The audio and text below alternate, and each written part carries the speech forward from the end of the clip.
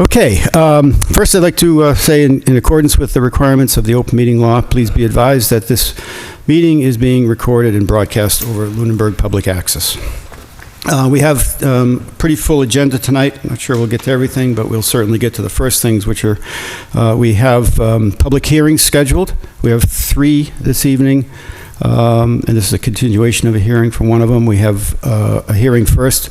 We'll go through the grease trap regulation change that's in process, and this is the second hearing, or the second evening of that. So after that, we will close the hearing, and then the commission will deliberate and make a decision on approval or not of that.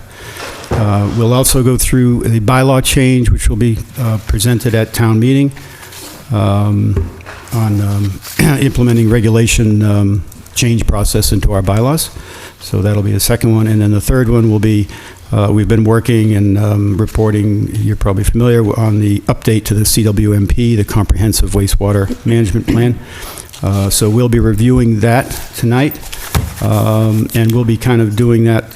We do have a presentation of what the basis of those changes are, but we'll also be deliberating that, and we'll all be trying to identify and ask questions. We are happy to have Wright Pierce, who did the original CWMP and who are doing the update for us.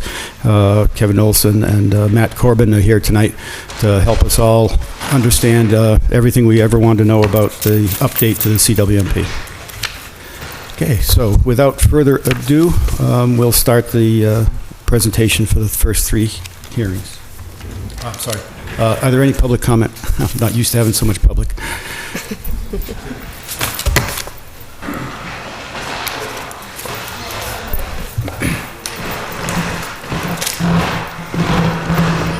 Mr. Chairman, members of the committee, I hope that during this meeting this evening, you will, at some particular point in time, go into the financial aspects of the sewer department, because very frankly, I was watching the selectmen's meeting when you were giving a presentation, and I think that I heard correctly the number of $67,000.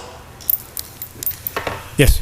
$67,000. I almost had to call 911 and ask for them to come and resuscitate me. And I believe, I don't want to put words in their mouth, but I believe that there were some questions on the Board of Selectmen too. So I personally, I don't take sewer, but I pay taxes, obviously, and I'm interested, and I really want to understand the financial aspects of the sewer department that requires a charge of $67,000. Mm-hmm. Yeah. Thank you. Okay. Yes, that's as I had said that night, and we had a discussion with the Board of Selectmen.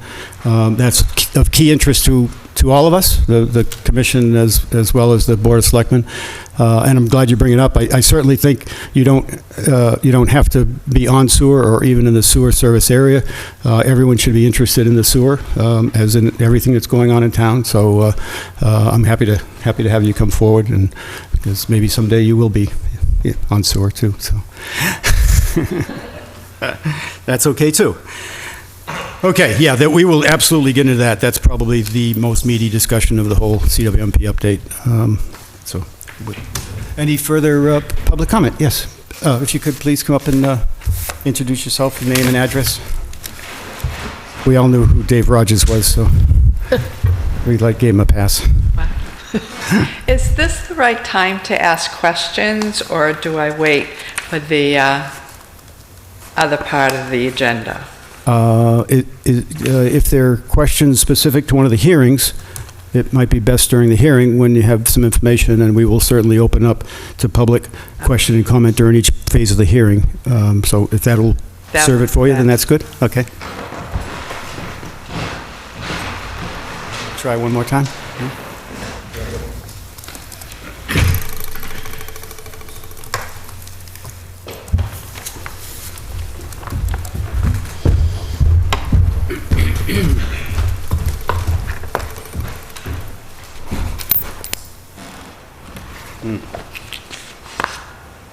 Why doesn't that look like my computer?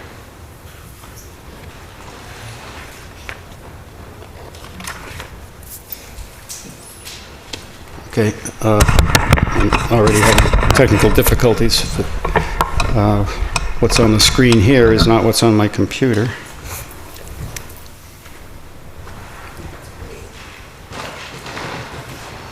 Let's try this again.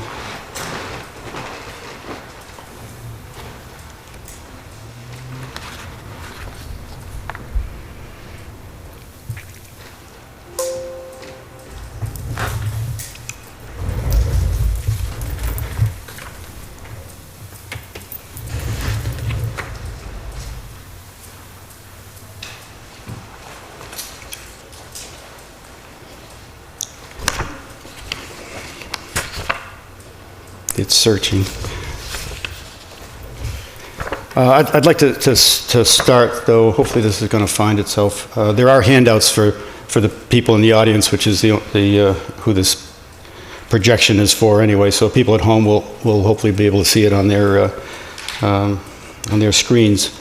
I'd like to change the order just slightly, just to do the regulation change first, just because it's fairly short and straightforward, so we can get that out of the way and then move on to the area where people maybe have more questions.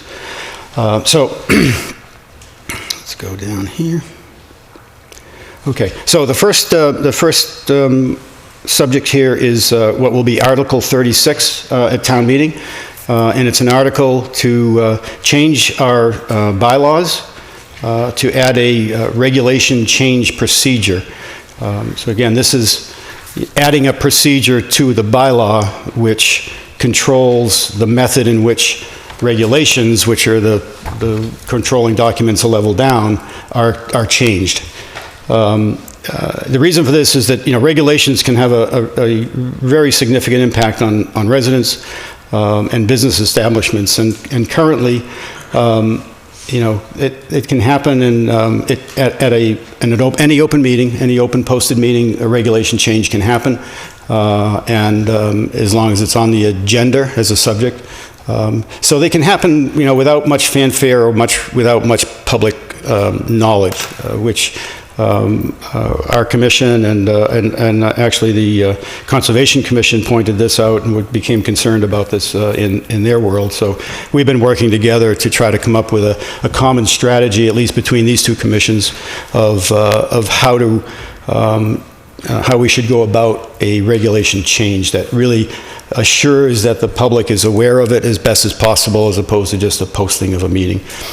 So that's what this does, and putting it in the bylaw makes it have to go to town meeting in order to change it. So until the town decided to change this bylaw, assuming they adopt it, you could be assured that this process would be followed if any regulation changes to be made.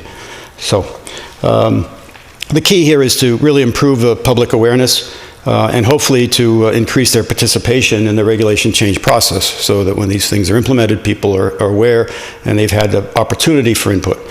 It assures better notification by having notices in papers, and it assures the opportunity by having two hearings like this. And in essence, what we're doing tonight and what we've been doing for the last several months is essentially following the procedure that we're asking the town to adopt overall into the bylaws.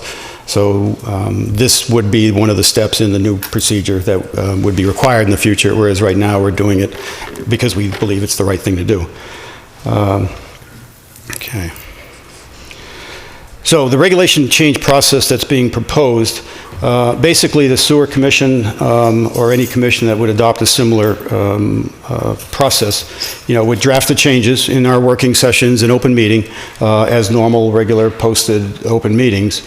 But then once the new regulation is pretty much, we feel finalized, the commission feels finalized, then we would schedule a hearing that would be held over two televised meetings. So two key things. There'd be two opportunities. Those hearings would be advertised at least 5 days in advance of the hearing, and the hearing would have to be held on televised, so that it would not only be available to the public in town, but it would also be available on tape and YouTube, so it could be found there. We had such a meeting a month ago for the regulation change we're processing on grease trap methods, and this is the second one of those, and that was recorded too. So these hearings, as I say, would be advertised at least 5 days in advance. In special cases, and this would not be part of the regulation, but it's part of what we're doing, and the grease trap regulation that we'll be talking about is a perfect example, where it affects a fairly small number of people, and this is basically restaurants in town. So it affects less than 20 people, but it affects them quite a bit. So it's really very important that they are well aware of the changes. So we've gone, what I believe the Commission's gone above and beyond, and actually sent notices in the mail to the establishments that would be affected, just to make sure that they're aware and can participate. And I see some in the room tonight, so it's great. And we had some at the last hearing too. But that's optional. After the hearing is closed, which we will close tonight, then the Commission deliberates, and the final regulation would be approved or go back to the workshop. We're hoping to approve it tonight. Okay. And then, at least for the Sewer Commission, once the changes are approved and published, again, those changes would be published in a local paper, and they would become effective at that time of publication. So that's the process. This thing is not coming back at all. I apologize for the presentation. Chairman, it's on the screen up here, so the people at home are probably People at home at getting least have it. I might come back up there then. That's okay. So this, if you have the handout, the actual warrant article is in the handout, the regulation changes, and I'll read it. The Sewer Commission will establish a draft of proposed changes during regular, properly posted open meetings. Once there is consensus on the proposed changes, a formal hearing will be scheduled and will take place over 2 regularly scheduled meetings. Both hearings will be televised. A notice of the hearing will be put in a local newspaper at least 5 business days, prior to the hearing dates. At the discretion of the Sewer Commission, the hearing may be continued to the next consecutive open, regularly scheduled meeting. Once the hearing is closed, the final changes will be drafted and voted on. The proposed and approved changes will be posted on the Conservation Commission's town website. So that's what will be presented at town meeting and voted on at that time, and hopefully be enacted, because I think this is very good for the public. Okay. Are there any questions on that?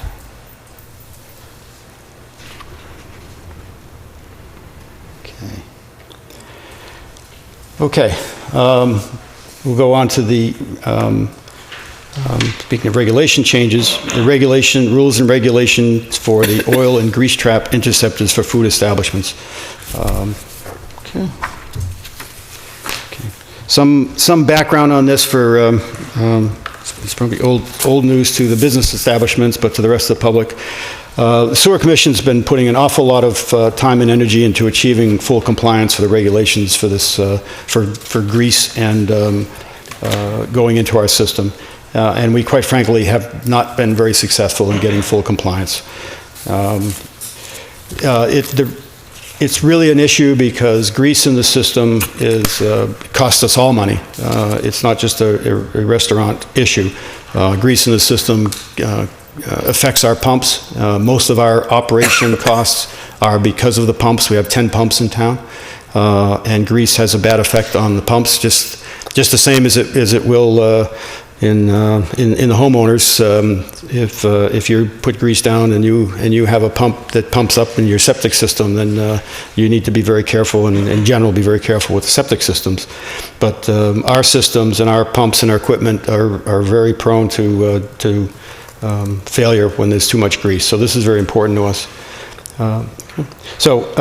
Basically, we've reviewed the regulations. And that's indicated that some of them were not clear and consistent. So when I say we've had a tough time getting full compliance, I'm not just blaming the restaurant owners. We have a very extensive regulations, and we've been working very hard to try to make sure that they're reasonable and that our requests are reasonable. And we've seen, quite frankly, that in some cases they need to be modified. Okay. In order to do this, one of the things we did is we set out with our contractor and started visiting some of these establishments and actually doing inspections and seeing what it takes to do the inspections. And some of this has been quite enlightening. We've been focusing so far on the external interceptors. There's about 6 or 8 businesses in town have external grease traps, or interceptors we call them.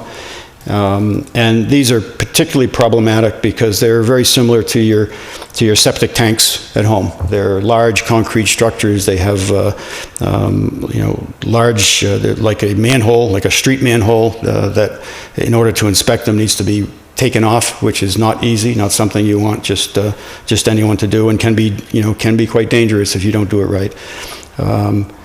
The current regulations we have require inspections every month, so we've been requiring people to go out and take these manhole covers off and inspect these systems every month. And that is one of the areas we've had difficulty getting people to comply with, and now we fully understand after going and doing some of it ourselves.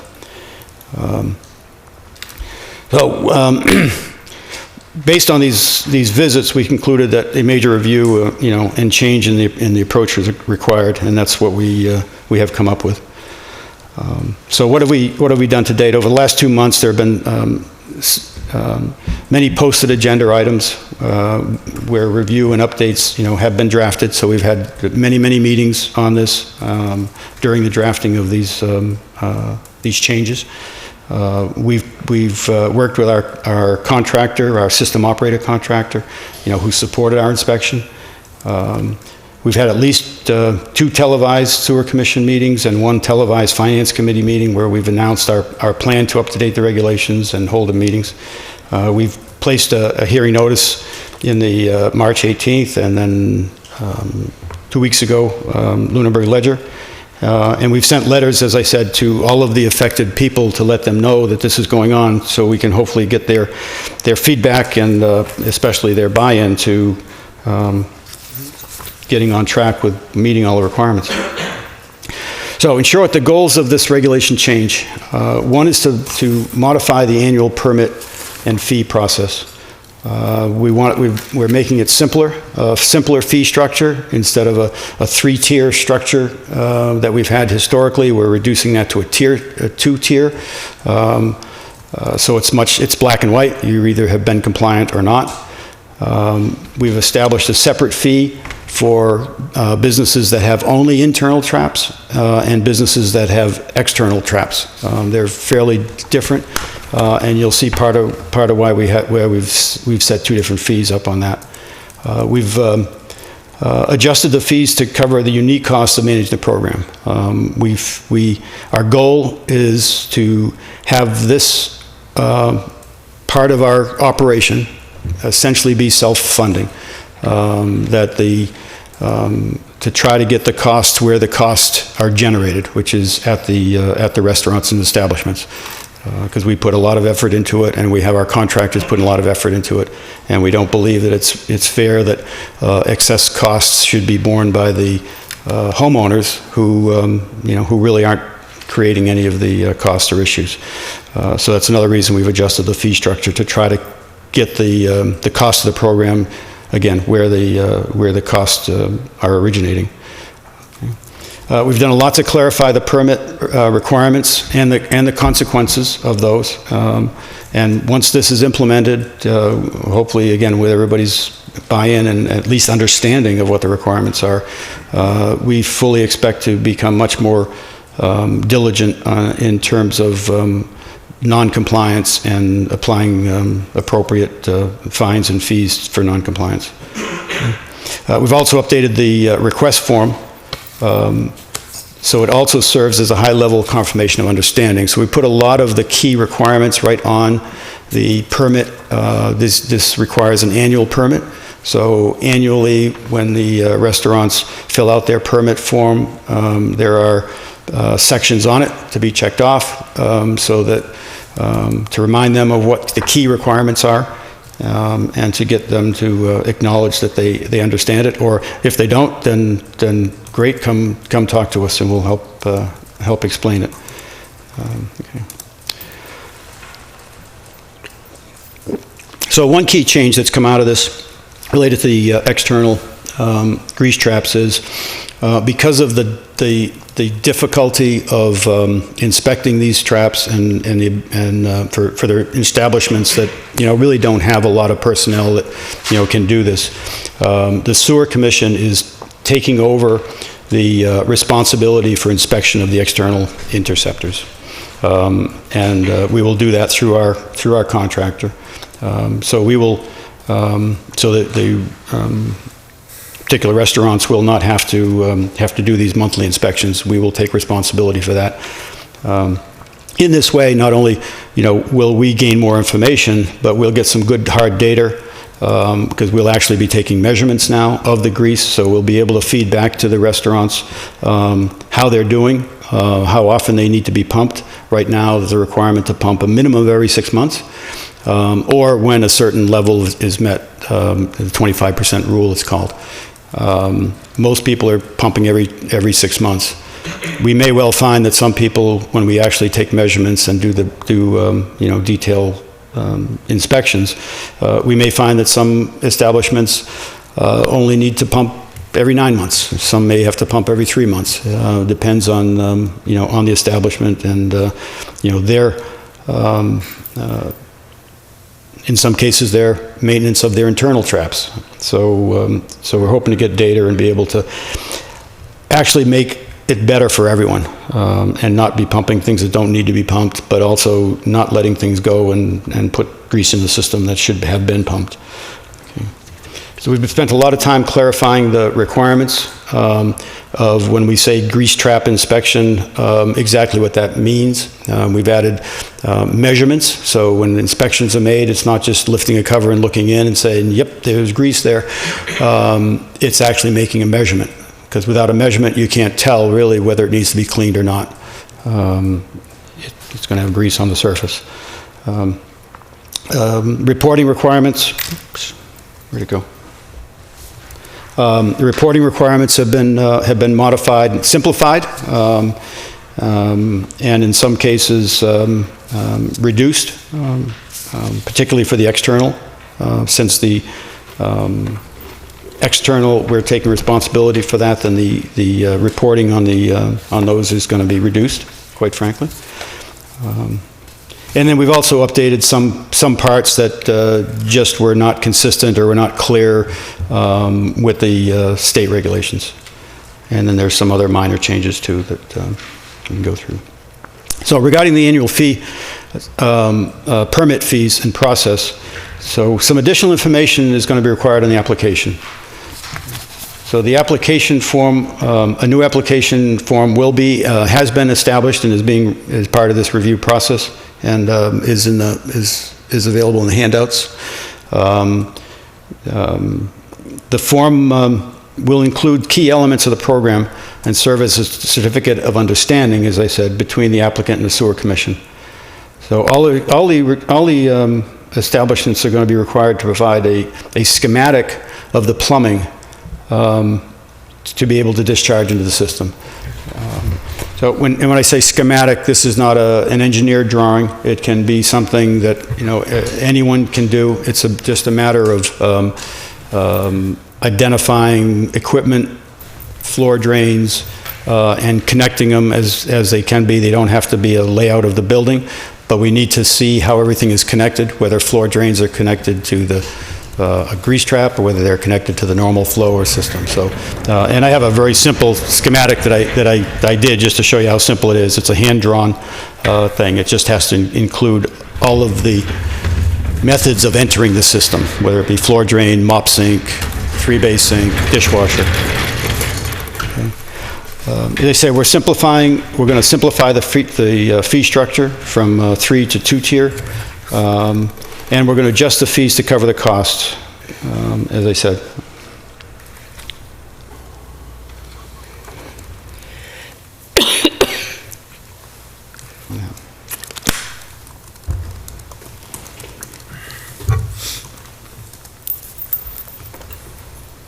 Okay. Okay, as I said before, we're going to establish two separate fees, one for users that only have internal and one for users that have external traps. The establishments with internal traps,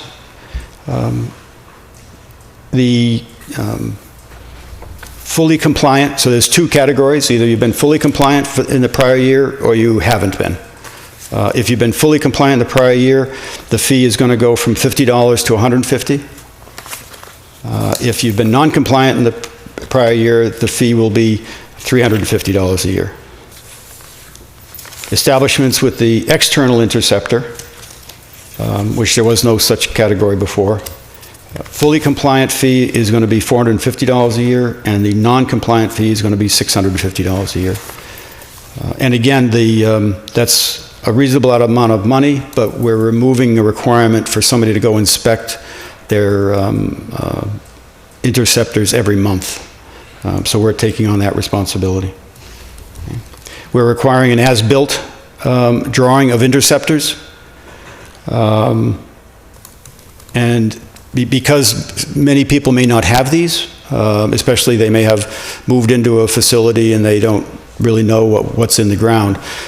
In this case, where these other requirements are due at the time of the permit, in order to get a permit, this year, because it's new, we're going to only require that this as-built drawing of the interceptor be given to us within 30 days of the next interceptor pumping, because you may have to, when they pump the interceptor, you may have to have somebody go down or look in the interceptor to actually create this drawing. And it's pretty simple. You need to know the dimensions of the tank. You need to know the lengths of the inlet and the outlet pipes. So it's not a complex drawing, and I can show you the example of one of those. But again, until you have it pumped, if you don't know what's down there, you're not going to be able to get this data. So we're going to only require that be provided within 30 days of the pumping.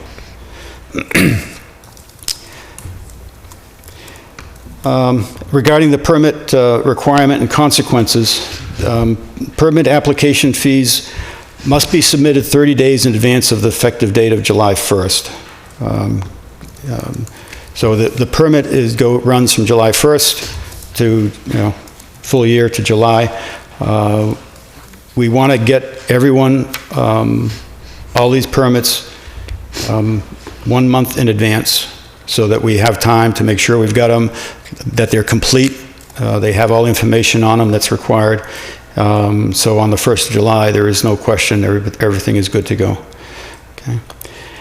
Establishments that don't have, and this is very important, establishments that do not have a valid permit posted, which is a requirement, it's a state requirement actually to post on July 1st,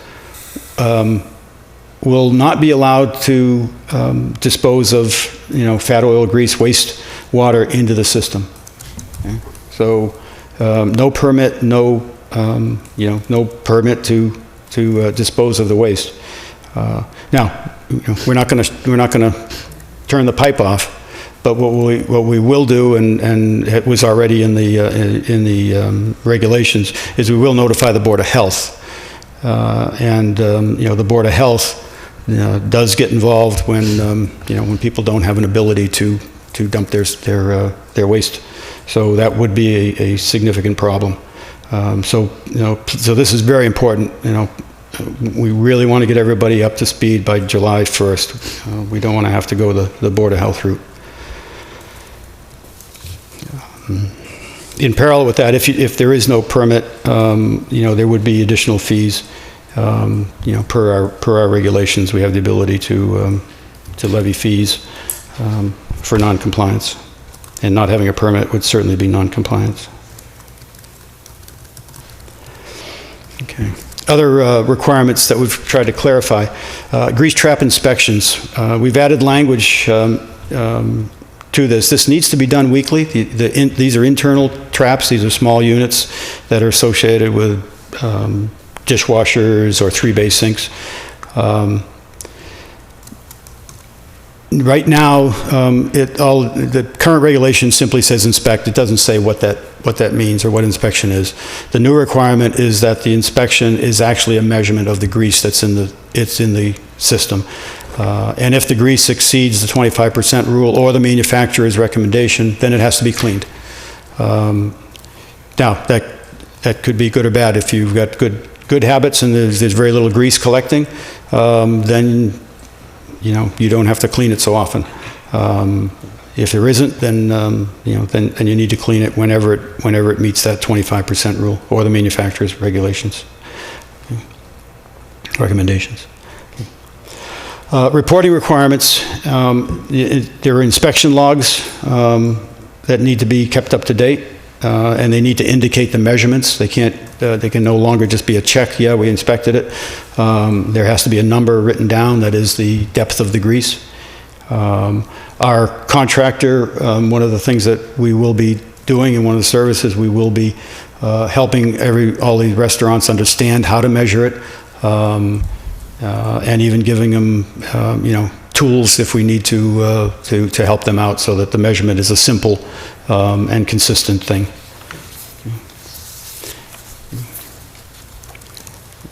We're also making it possible and encouraging, that these logs, which have to be sent in monthly, be faxed or emailed, so that, to sort of simplify that, because that is a monthly submittal requirement still.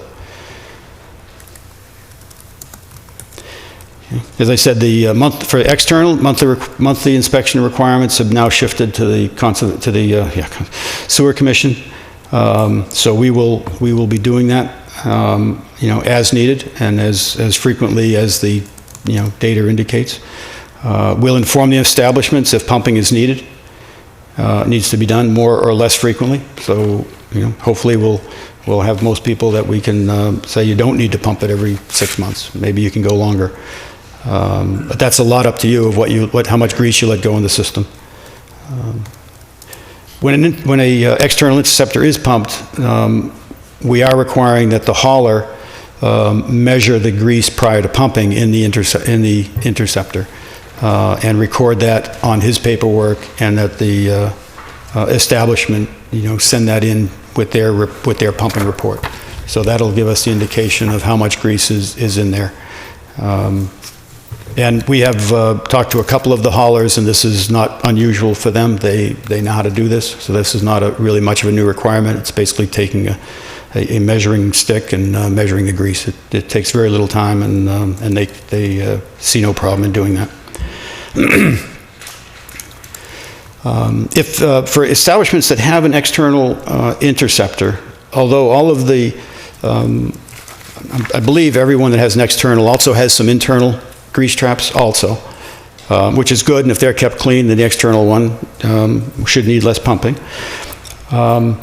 So they still need to comply with all the requirements on weekly inspections of the internal grease traps. But since there is this safety net, so to speak, of the external trap, we're reducing the requirement for monthly reporting on these establishments. That although they still need to take the data, they still need to do the cleaning of the internals, you do not need to submit monthly reports to the Sewer Commission for those cases. But they still should be available for inspection. Okay. And then finally, we've picked up some state regulations, eliminated requirements for internal trap on all dishwashers. So that was in the requirement, and it's not a requirement of the state, so we've removed that. And also, we've removed it for 3-bay sinks if there's an external interceptor. So again, this changes mostly relate to people with external interceptors, we're not forcing people to have double protection. So if you put in a new dishwasher and you've got an external, you don't need to put in an internal grease trap.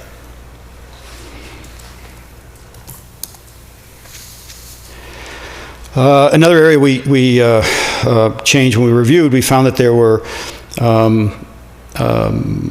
opportunities for waivers to some of these requirements for internal grease traps. For instance, if, based on data and history, some of the inspection requirements could be reduced, some of the cleaning requirements could be reduced. There was no such possibility for external interceptors. So we've now made that possible also, that you can come get a waiver if you have good basis in data, and we're going to help you with the data on the external. So waivers can now be entertained for external grease traps or interceptors. We've also clarified the food grinder language to cover internal and external traps. Oh, this didn't come out at all. In the handout, there is a diagram of an external grease trap. It's basically a big concrete box. It has an inlet pipe with a sort of a T on it, and then an outlet that has a T on it. And the dimension of that concrete interceptor, concrete tank, and the dimensions of those pipes are the critical elements to be included. And that's what we're looking for all of the interceptors. And this is important during our inspections with our supplier and with the help of the establishments who've been great. We discovered one interceptor that was nowhere near what the build design was, and quite frankly wasn't functioning for many years. So there may be others out there that none of us are aware of, or that are not what they should be. So it's important for us to get this information. And then hopefully in your handout and on the screen is my poor hand sketch of a schematic. Again, it's just basically a list of the sources in the establishment: sinks, mop sinks, 3-bay sinks, dishwashers, floor drains. So it's basically all of those things and where are they connected. Are they connected through an internal one and then out to an external one? Are they not? Do they go directly out? The only challenge in creating this might be, you may have to coordinate this with the external inspection so that you can pour some fluid down a floor drain to see where it comes out. But that's basically, what we're talking about here. If where can water go in and what goes into the interceptor.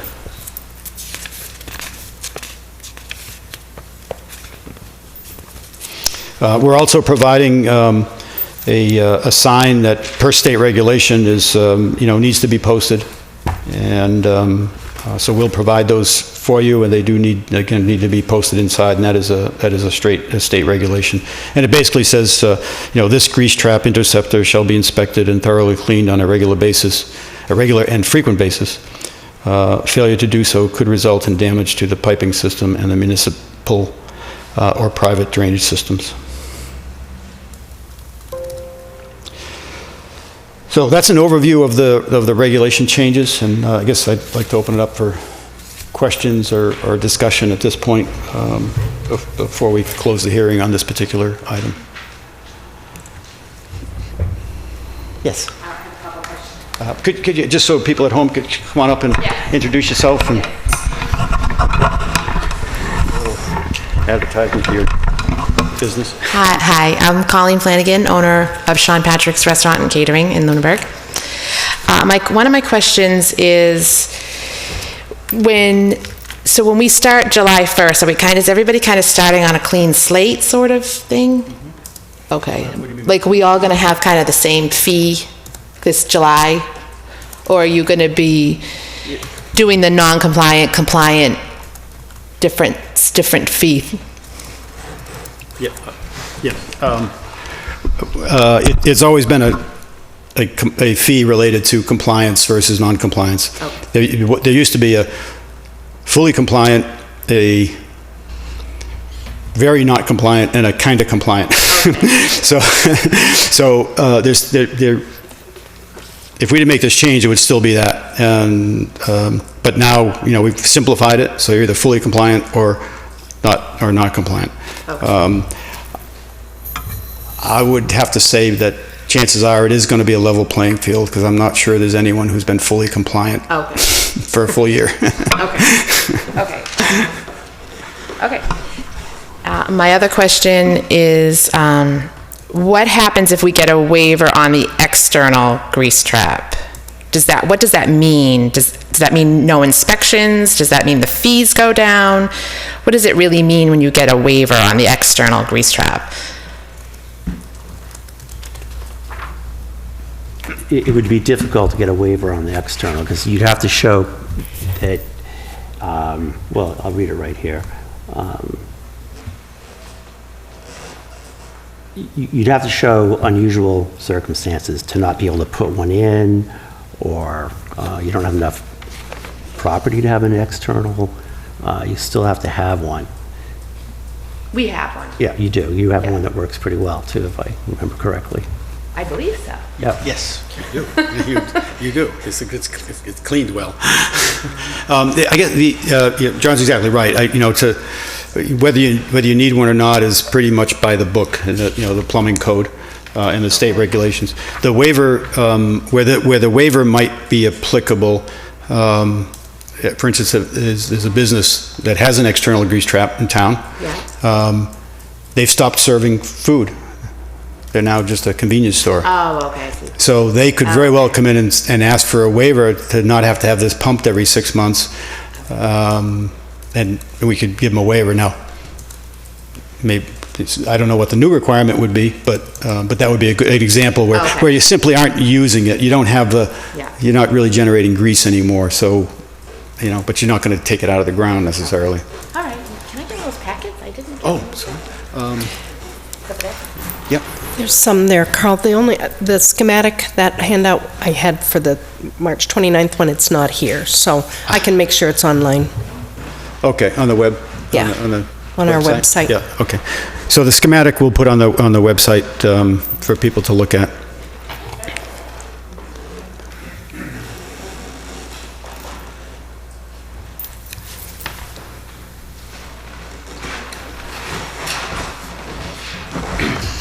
Robert Ebersol, 94 Main Street. I support the regulation changes. As a homeowner on sewer, it's always my belief that the average homeowner should not be paying for charges that are incurred as a result of businesses putting grease into the system.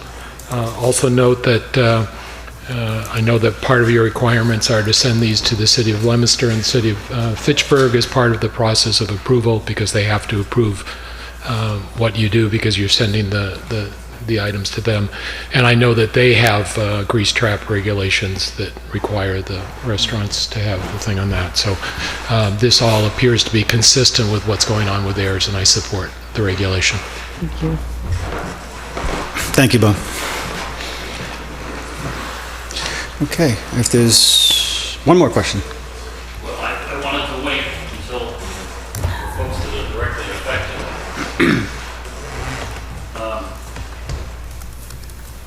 This is not a very good system, by the way.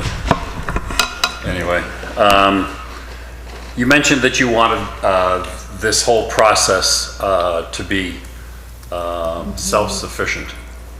Self-supporting. Self-supporting. Mm-hmm. Okay. How many grease traps are there in the town, external and internal? And what is, if everybody does what they're supposed to do, how much revenue will come in, and what do you expect the cost to be? Mm-hmm. That's question number one. Have you taken into account the seasonality aspect for restaurants? I hate to single him out, but Conrad's, he's just for the summertime. Do they still have to do testing and when they're not open? Is that out? Any more questions? Yeah.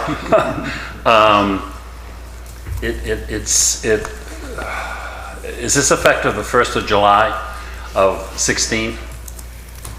Effective when? I'll go this bit, because I can't remember more than three questions anyway, so.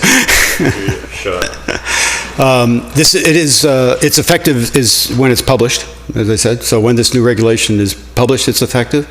A number of the requirements are on the permits and the fees. Clearly, those are effective July 1st. The permit is effective July 1st, so the new permit will be July 1st, so that's when the new fees will kick in. But the other requirements are effective when we publish the new regulation in the paper, which, if we approve it tonight, will be Next Friday. next Friday. The reason I asked that is that we've got essentially 2 months for these folks. May and June to comply. In most cases, it's the same or very minor changes. So there isn't much different here. Matter of fact, we're taking some responsibility away. They don't have to do inspections of their interceptors anymore. We're going to do that. They already have to inspect everything once a week, report once a month. They already have to do all that. They do now, instead of, like I said, just open the cover and looking at it. Now they open the cover, put in a stick, measure it, and they're done. So there's very little new requirements that are put on the... Well, maybe I misheard, but I thought you said has to be pumped so that you can get the diameter of the inflow and the outflow and the square footage of the tank, and to make sure that all of that done. Yeah, that's not new. They have to pump every 6 months. And we said, because it is new and they may need to do the inspection at a pumping, we're going to give them until 30 days after the next pumping to provide that information. Okay. So that piece of it, good point, that piece of it is not required until 30 days after the next pumping, whenever that might be in their cycle, because everybody's on a different cycle. Some people might be right away, some people might be 6 months. Okay. Two last things. This is the draft, correct? That's what it says. Yeah. How is this different than what's in full force and effect now? What are the changes? There is a red-lined copy of what has been changed. The red line? No. So you might want to pick up the red-lined one instead of this one. This was it was down here. Is there? Okay, that's fine. You mentioned, and I can understand this. It's difficult to get your arms around this situation, so-called. What do the city of Fitchburg and the city of Leominster do for this? And that's all I have. I'm not intimately familiar with what Leominster and Fitchburg do. Most of these requirements are taken from other municipalities initially, and now we've upgraded them somewhat. If I go back to your other questions, if I can still remember them. Thank you. You're right. Yeah, that was the easy one too. There is, I believe, 18 establishments that have grease traps in town, and there are 8 interceptors. But that's 8 of the 18. 2 of the interceptors are, one of them was the case that I had said, where the business no longer prepares food. And the other one, we're in the process now of, they're in the process of deactivating their system as well. Matter of fact, they'll be here tonight to discuss that. So there's really 6 establishments that have fully operational and functional interceptors, and then another 12 establishments that have internal grease traps only. Okay. From the cost point of view, this is a very difficult transition period for us, because we've been spending an awful lot of time and some money on trying to get our arms around this, to use your phrase. We are in the process now of trying to establish a contract with our system operator to do these not monthly, whatever inspections are required, to also administer this program. getting, so they would receive the monthly reports, they would make sure they're complete. So they would essentially help us manage it because there's a lot of transactions. We don't know quite yet. We've got one proposal for them, as we're on our second proposal now, so we don't know exactly what that's going to cost. In terms of the revenues, I don't have that number off the top of my head. I don't know. I think we had certainly we've done that calculation. I don't either. Anybody remember? I don't remember what it was. It was, I don't know, a couple, $3,000. It wasn't tens of thousands of dollars. You could do it pretty quickly. As I said, if you just take the maximum revenue case, I think it's $150 times 12, and then 650 times 6.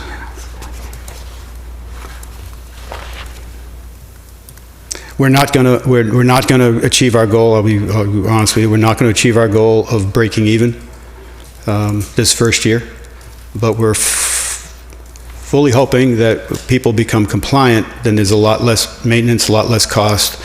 When we get better data, there may be a lot less inspections. So we're expecting the ongoing costs to drop. But right now we're in sort of a startup mode. So we're we've got a lot of non-recurring costs that we're absorbing. Got one? Okay, thank you. Did I miss any, Mr. Rogers? Any questions? Yeah. Okay. So if there are no more questions or comments, then I would propose that we close this hearing. So I'd appreciate a motion to close the hearing. I make a motion to close the hearing on the revised sewer bylaws and regulation changes. Thank you. For a second? Second? Second. Okay, thank you. So any further discussion? I haven't heard any recommendations from the users in terms of modifications. I'm not sure if anyone here has heard from anyone directly or any reason to revisit the regulation that we have. No, I'm sorry. The only comment was from someone who came to the last non-televised meeting who said his personnel aren't trained, but part of this is to have our contractor work with anyone who doesn't know how to take the measurement of their grease trap to show them how, so they'll be able to do it on their own.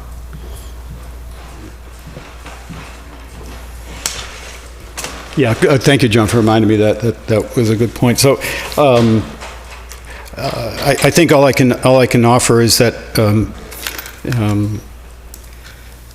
part of the startup cost is the contractor that we have under contract now, but just for a short period. We are providing their services to train anyone. So we've done a lot of work with the external, but we haven't done a lot of work with the internal. So we would fully expect that the food establishments would want the contractor to come in, help them understand not only the regulations, but how to make the measurement. Should be fairly simple, but there's always unique cases everywhere. So as I would encourage you to reach out, try to schedule to come in when your next cleaning would be most convenient, so it's on the normal schedule. Ooh, thanks, Dave. Well, all worse. So anyway, I encourage that because getting good measurements is important and will help everyone. I honestly believe if we can get our arms around this and get compliant and really know what we're doing and get good data, that the overall cost for everyone and the system and yourselves will go down. So please reach out to us and we'll have somebody come in and set up a program with you. Can I also add that when we were reviewing all this, we really looked closely at the state regulations, and that's how we tried to clean our language up so things were clearer. So it should work better all the way around. It's better to understand Good point. what's required. So if there's no more discussion, I would ask all in favor of the motion to basically finalize and release this regulation change, say aye. Aye. Aye. Okay, thank you. Okay. One more, and then I'm going to sit down and let somebody else, let the rest of the team.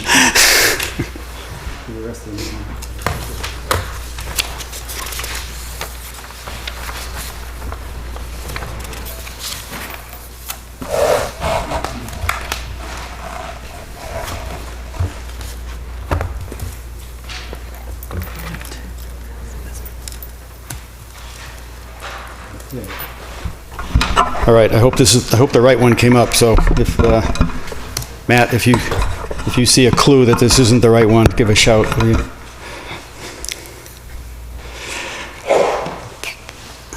Okay, so one of the other things that you're going to see at town meeting, if it gets through the evening, because even the commission hasn't made the final vote to bring this to town meeting, we've requested it be put on the warrant. It is on the warrant. It's warrant Article 35. I really wish this thing would come alive. Does everybody have a handout for this? Because the screen still is not working. Looks like that. Okay. There's nothing, oh, is there? Oh, now there is. Good. Yeah, okay.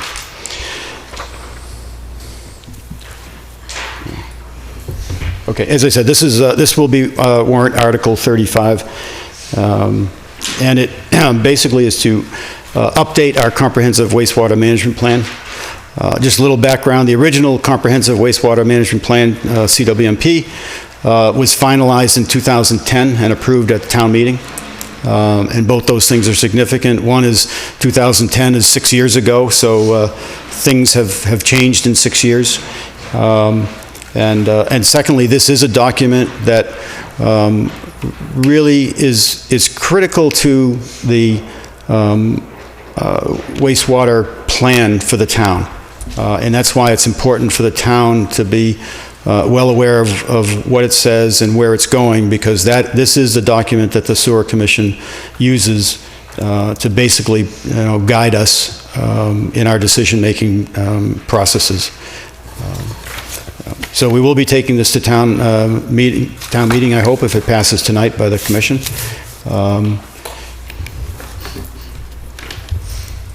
To date, there have been some changes to this at prior town meetings, but it's solely been related to the sewer district area map. There's really been no changes in the content, only in the areas that we service. This one is much more extensive. Some key aspects of the plan in general is the original plan established a methodology by which we could define the areas of need in town. And this really resulted in identifying the sewer service areas. And there's a map here for the people here, and there's a map online of the sewer service areas. And roughly half the town is in the sewer service area. It's not cast in concrete. It can expand. It can shrink, but it can only do those things at town meeting. And again, everyone in town. This is important to everyone in town. It's just like everything that goes on town. Just like water district, everything. Whether you're in it or you're out of it, it's still important because who knows what the future may bring. So I would encourage everyone, even if you're not in the sewer service area, to try to at least be knowledgeable on what's going on and help us, set the roadmap. The comprehensive wastewater plan, it provides, options. It looks at each area and provides options and makes some recommendations in terms of if you sewer that area, how it will be sewered. And that's one of the key parts of the plan. It also provides cost information of what it might cost, and that's one of the key reasons we need to update it. 6 years have passed and costs have changed. And we have more experience. We've done some sewer extensions, so we also have some hard data that we can use. That's been very useful in this process. It also provides a 20-year look ahead, so it projects out 20 years what are the sewer needs and capacities of the town, so that's extremely important. And in this case, we're fortunate, Wright Pierce did the original plan for us, which took over 2 years, I think, in the making. So there's an awful lot of work went into it, and fortunately, they are doing this update for us, so they don't have to, start from ground zero. And again, this is I would consider a minor update. A few years from now, we should do a complete look at the entire plan, but this update has been very focused. It's been very economical. A major update would be a significant amount of money. I think the first generation of this plan was $300,000-$400,000. It was these are not trivial things.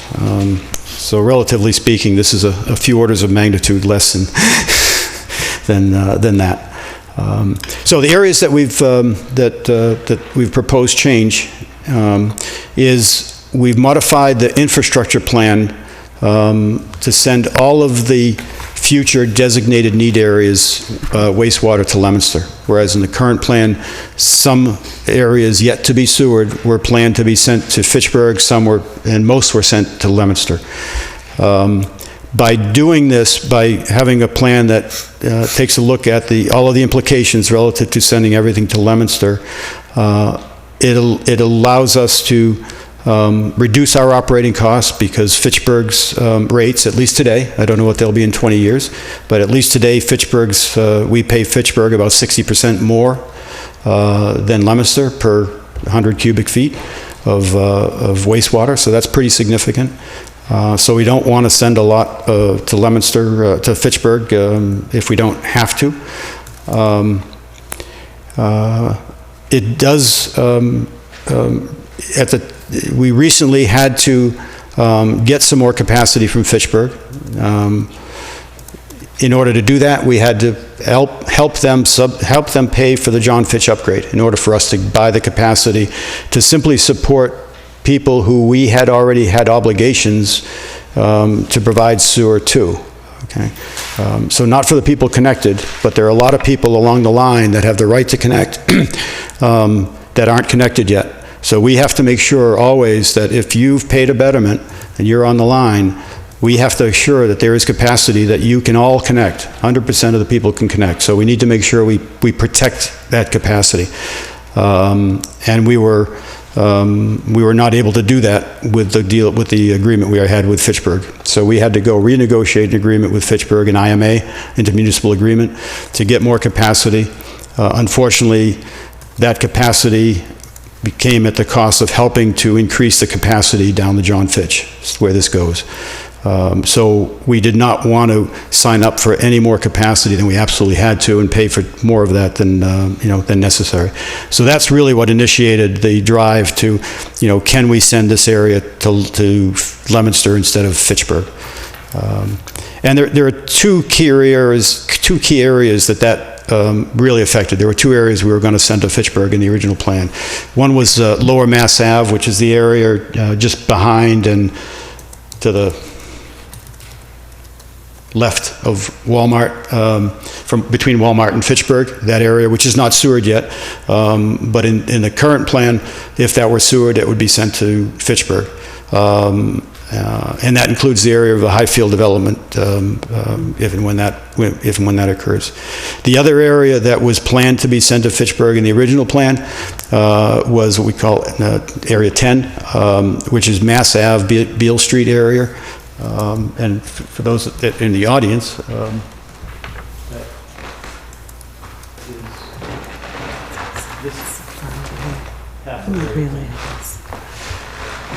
so Area 10 we had split in the original plan. Half was going to go to Leominster, half to Fitchburg. This update now would send it all to Leominster. As I said, we had to make some assumptions in the new IMA with Fitchburg. This updated plan will, in essence, incorporate any changes that caused into the plan, so that we're working from a current plan that's consistent with our IMAs. And the good news about the plan is it did verify that through 2036, for 20 years, the capacity that we have in the Fitchburg IMA is sufficient. Even if if all of these areas put sewer in, which when we get to cost, they may not, but if everyone in this area connected and was extended, we would still have sufficient capacity for Fitchburg. So we would not need to buy more capacity from Fitchburg at those elevated rates.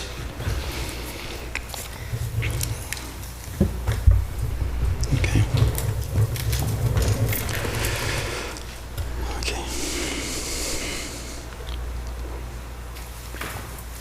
So one of the biggest items, besides making sure that the infrastructure plan was consistent with our agreements with our neighboring towns, the other big effort here was to update the cost estimates. And this is critical because, as you may know, and if you don't, I want everyone to know that, we don't go pushing sewer on anyone. If a street, a area, a house wants sewer and they're in the sewer service area, then they need to come to us.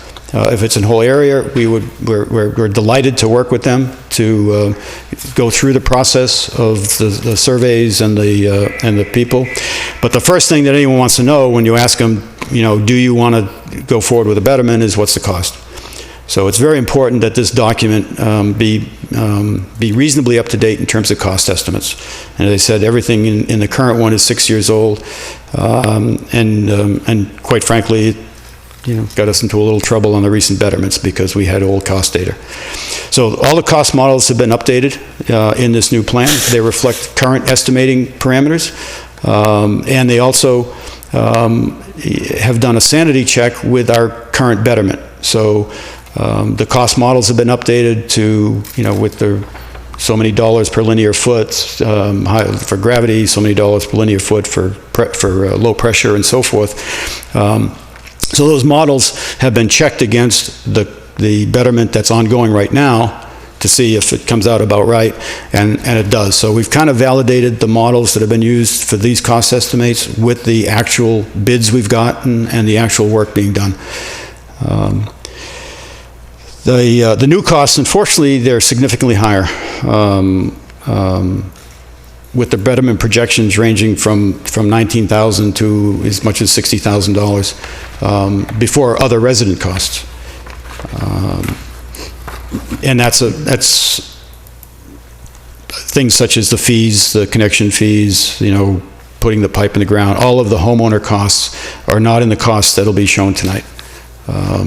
Most of them are very similar, whether it's gravity or a pressure system, but the pressure systems do have the added cost of the grinder pumps, the circuitry, the power to drive those grinder pumps. So there is a bit of a premium if it is a low pressure system. The other thing is that all of the estimates that we now have assume a full pavement overlay within the betterment.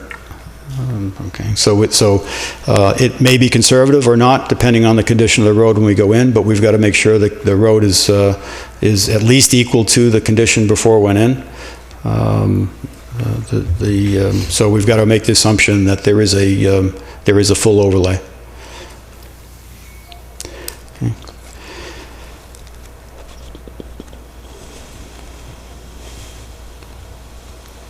There is, depending on how things go and how the build-outs go, there is a chance that we will have to have some major capital expenditure in order to realize this plan. If the area 4 and 10 do connect and are fully utilized, we may have to do some rerouting and some pump upgrades. Those are planned to be done as part of the Sewer Enterprise Fund capital plan. Some of the, in those two areas are because of the rate discrepancy to some degree. So that will help pay off that through those lower rates. That all works, we believe, if it comes to fruition.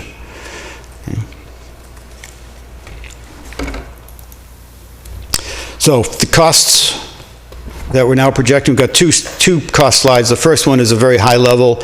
All of these plans are submitted to the state and reviewed by the state. We have to have an implementation plan in those submittals to the state. Even though we don't have a plan to sewer the town, we have to have a vision of a plan and how it would be done, how timeline would be done. So for that purpose, we're staying consistent with the original CWMP, where there were 4 projects identified, and each project either had 1 or 2, or some cases 3 of the areas sewered. So the significance of this chart is really more of a link to the current CWMP. So this is basically an update of that in that chart. It's not really something, it just wouldn't happen this way. We're not going to do, sewer 3 areas at one time. That's highly unlikely. So the more relevant cost data, and the one that we really want to talk a lot about, is the estimated construction costs by service area. Okay. And that's, yes, good, thank you.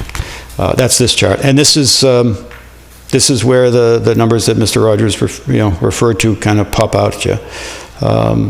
In general, around $30,000 to $35,000. You see, area 4, which is that area by Walmart, is envisioned to be a $33,000 estimate. This is a good chart because it not only shows you the area. The only thing that would make it better, maybe next time, would be to put the streets next to it. But again, 4 is the area by Walmart.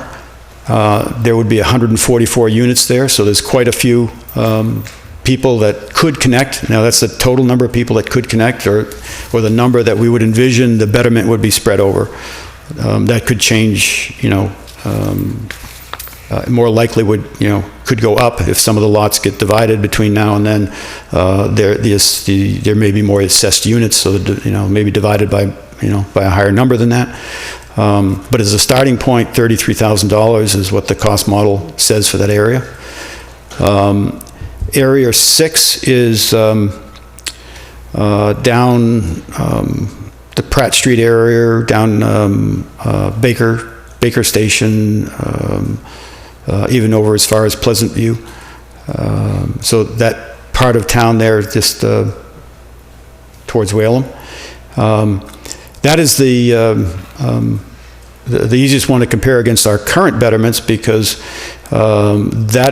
virtually all of those are low pressure systems. So there's no major pump stations involved, whereas in Area 4, you're dealing with pump stations. Pump stations alone are $500,000 for the equipment, never mind the engineering and so forth. So the minute a pump station gets involved, the costs go up quite a bit, depending on how many people get to divide those costs.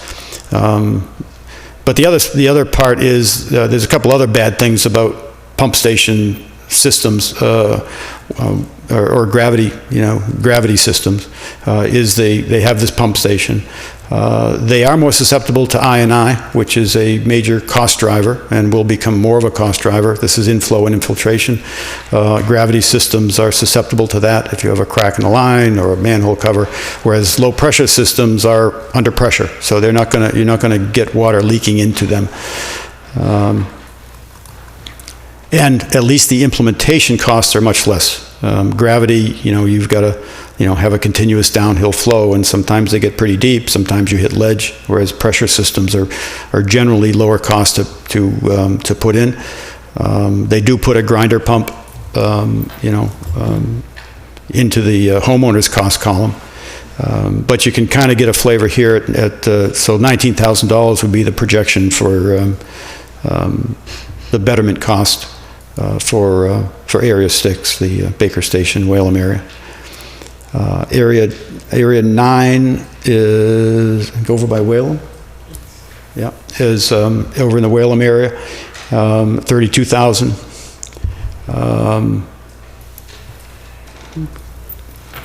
That's a lot of money, but it's not the next one, which is 60,000. Well,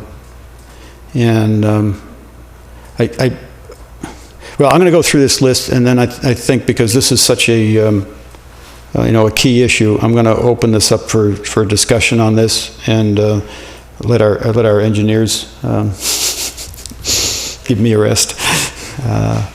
So there are some unique things driving that area 10, and the A just is to separate it from one of those capital costs, which is 10B that I talked about earlier. That would be a capital cost for the overall system, and that would only be needed if you had almost full build out. So that number is again, it's a conservative number. It could cost that. If everybody got jumped on board.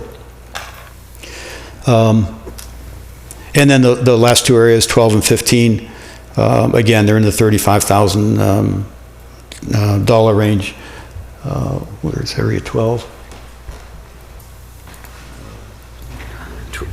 12 is the Highland, Chestnut, Turkey Hill area.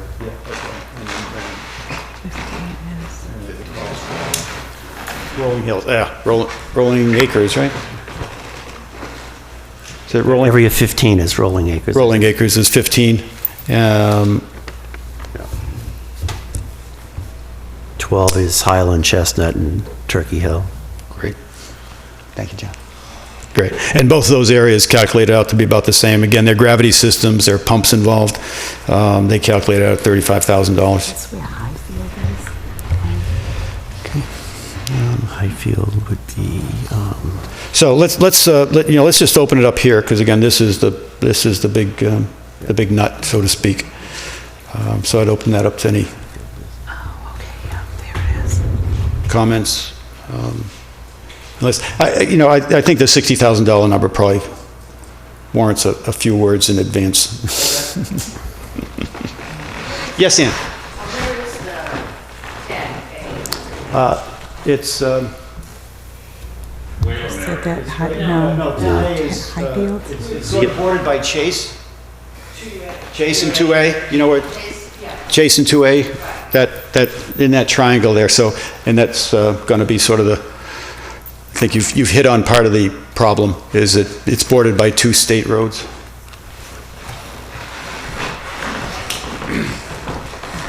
Thank you, Carl. Kevin Olson with Wright Pierce. I'm glad to be with you guys tonight. So, yeah, Carl, I think you summarized the cost very nicely, but you'll notice there's three groupings there if you look at the different areas. You have four that are in the low $30,000 unit price betterment range. And then you've got one at the lower end, as Carl noted, Area 6 in Baker Station Ave at $19,000, which coincidentally also is pretty similar to the project you guys just completed as well. All low pressure sewer, so there's a lot of, consistencies there. So the third one, the higher one, 60,000, clearly jumps off the page at you. Why? I guess just real quick, if you look at the capital cost, it's very similar. It's, in the low they estimate $4.3 million range.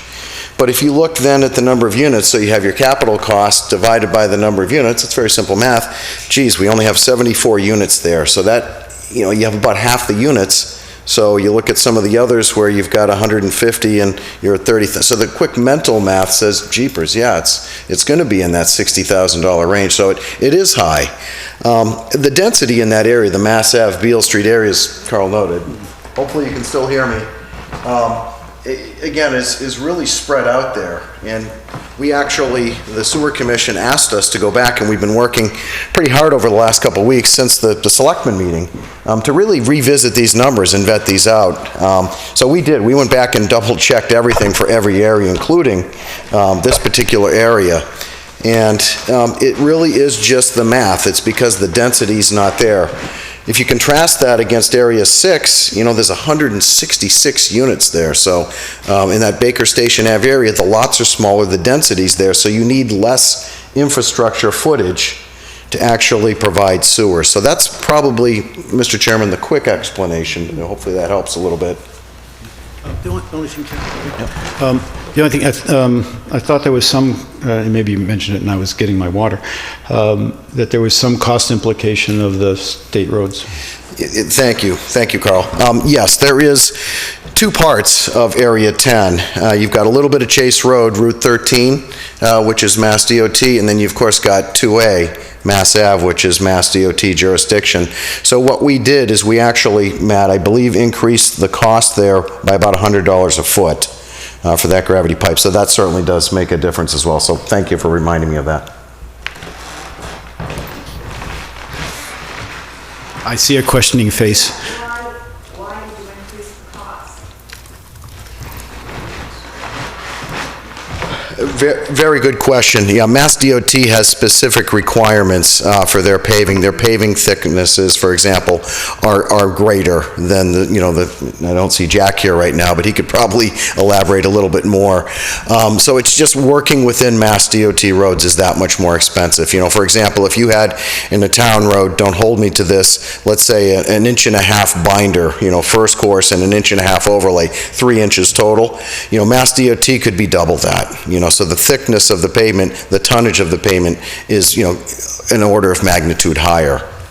So, and then just in general work within Mass DOT, there are other requirements too that they have. If you do cross trenches, you might have to put in control density fill. So all of the service connections going out would have control density fill. We won't need to get into the details, but that adds cost as well. So did that help a little bit? Yes, a lot. Okay. Thank you, Kevin. Okay, if there's any more comments on Mr. Rogers?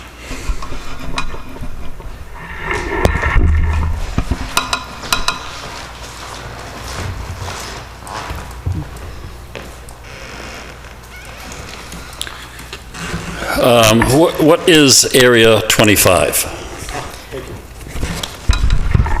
Thank you, I skipped that completely. Area 25 is a area that was created for a development district over on Pioneer Drive. And it's very unique. It's not really for residents or homeowners. So it doesn't really fall under a betterment kind of a thing. It would be more of an investment to bring development into town, commercial development into town. Okay. You mentioned that area number 6 is Pratt Street, and the projection is 19,000, 166 units. Certainly the betterment was a heck of a lot more than that that we're experiencing right now, because the number of units were lower, plus other things, right?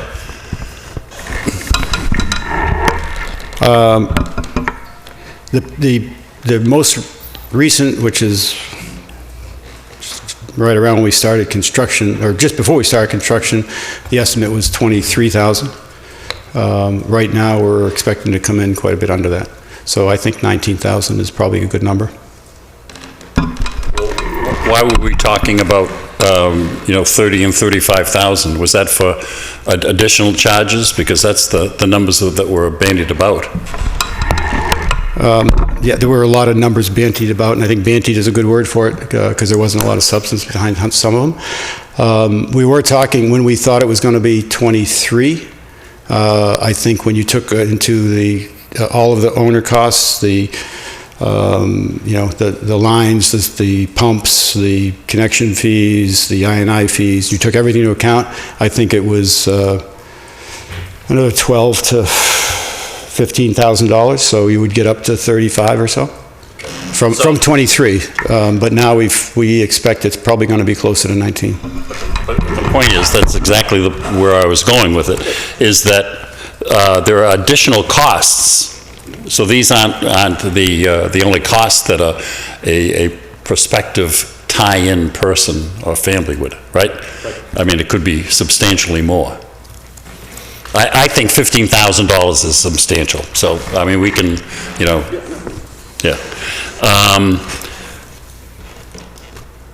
The number 9 is the Whalum area. Could you be a bit more specific than that?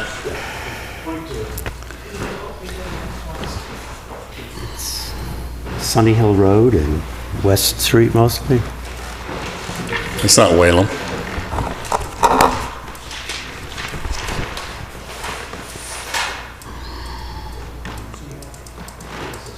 this road. So here's Hollis. Primarily between Hollis and Sunny. Big area. So it's Hollis and Sunny Hill. Between Hollis and Sunny Hill and down to Elm. And for reference too, this is the Lakeview Ave area that was just completed in 2015 as well, just to help people reference. Yeah. Honestly, I've never heard of Sunny Hill and that area referred to as Wayland, but that's fine. Rolling Acres, when the 4 or 5 units tied on Lancaster Avenue, I for the life of me couldn't understand why it was allowed to have the small pressure units placed in there, because I said common sense told me that at some particular point in time, the next large area would be Rolling Acres. And sure enough, you have it down here. Will that whole area have to be redone? The 4 or 5 units, not a whole unit, yeah. They will have to be redone.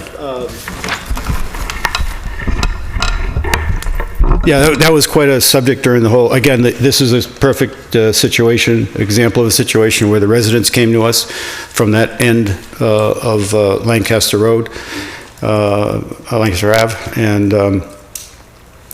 for those first 6 people, the CWMP basically had a gravity system was designed, planned for that area that would incorporate, Rolling Acres. Clearly, a gravity system for those 6 people made no sense at all. It made it impossible for them. They weren't about to pay a $500,000 pump station to put in. It would have been over $1 million for that infrastructure. So they had some serious issues with septic. So there was an absolute need by those houses. So we agreed that they could put a pressure system in, which made it feasible, it allowed them to do it. But during that process, we understood, as you said, that at some point there may be a activity to do that whole area. If that happens, those people may indeed have to still participate in that new betterment. Whether they have to connect to it or not could be a discussion. But they are still liable to help support that betterment should that ever happen. Okay. This is not part of the subject matter tonight, but and I'd understand if you don't want to comment on it, but I heard this evening that there were 10 pumps in town, and I think I remember that you said that there was no fund set up to replace those pumps. You weren't accruing money for the pumps when they hit their natural life. And I think your words were, and I don't know how we would pay for it, but we will have to pay for it. Is that a fair assessment of the situation, or are you accruing monies for the 10 pumps? I want to make sure I understand which quotes of mine we're using. Is this tonight? No, not tonight. No, this was a while ago. I listened to everything you say. Yeah, no, that's why I wanted to check there is no. It might have been in the budget meetings. We have no. We made a decision many years ago that we would not set aside operating funds every year to put into some capital funding thing. Because it's simply taking money out of one pocket and putting another one. We have an enterprise fund. We have a retained earnings, and that's where all of our cash is that we're paying down betterments for and we're taking in money for, and that's where any capital funds would come from. Plus, ongoing operations. If we went out and took a loan for a major capital project, then that would become part of our operating budget. But we're right now in very good shape. If we had which is why we're not, focused on let's increase everybody's rate and build up some capital fund. That makes no sense. It just charges people more money. We do have I forget the number, it's maybe $1.2 million or so. So if something happens, we're okay.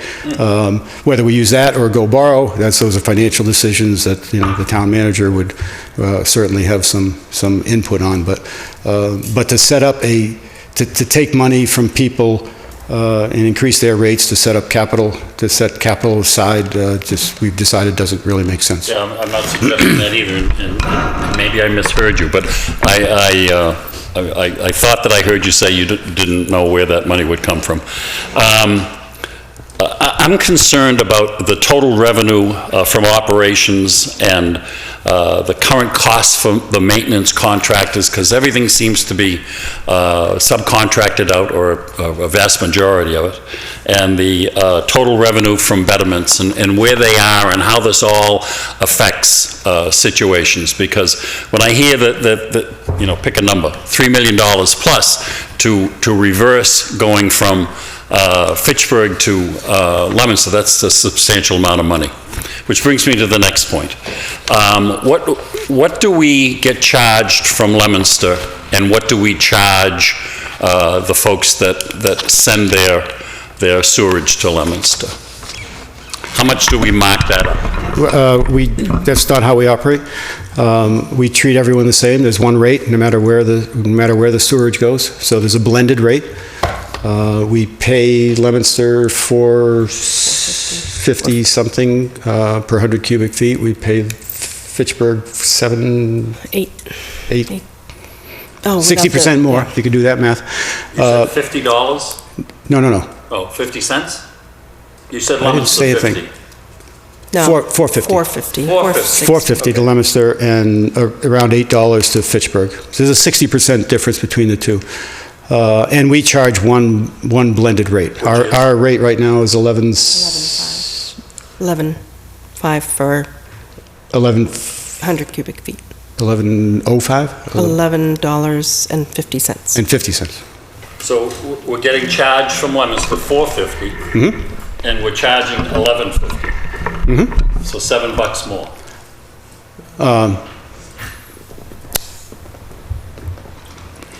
Well, okay. Maybe I'm wrong.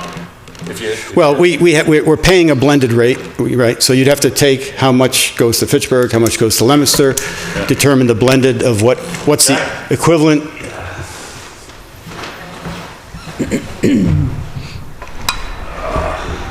I would say, I would take Jack's answer, but I would say if we have more of these questions, which are really budget questions, which we presented to the Finance Committee, I can go through that whole presentation with you, and most of that is there. Okay, and that's why I said I'm sorry. And if That's what I was hoping to do.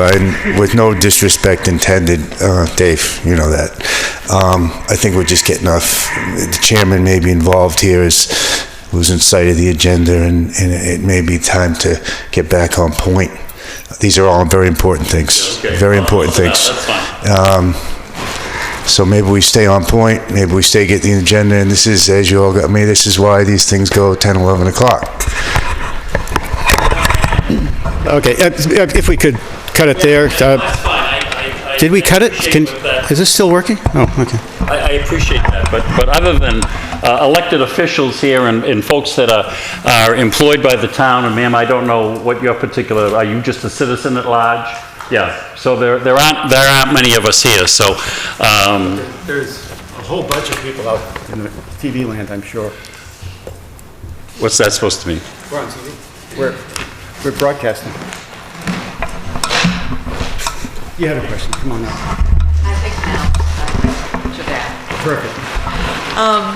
The main reason I came tonight, and I also saw the little article in the Ledger, that's how I knew about it, because I just got back from Florida last Thursday.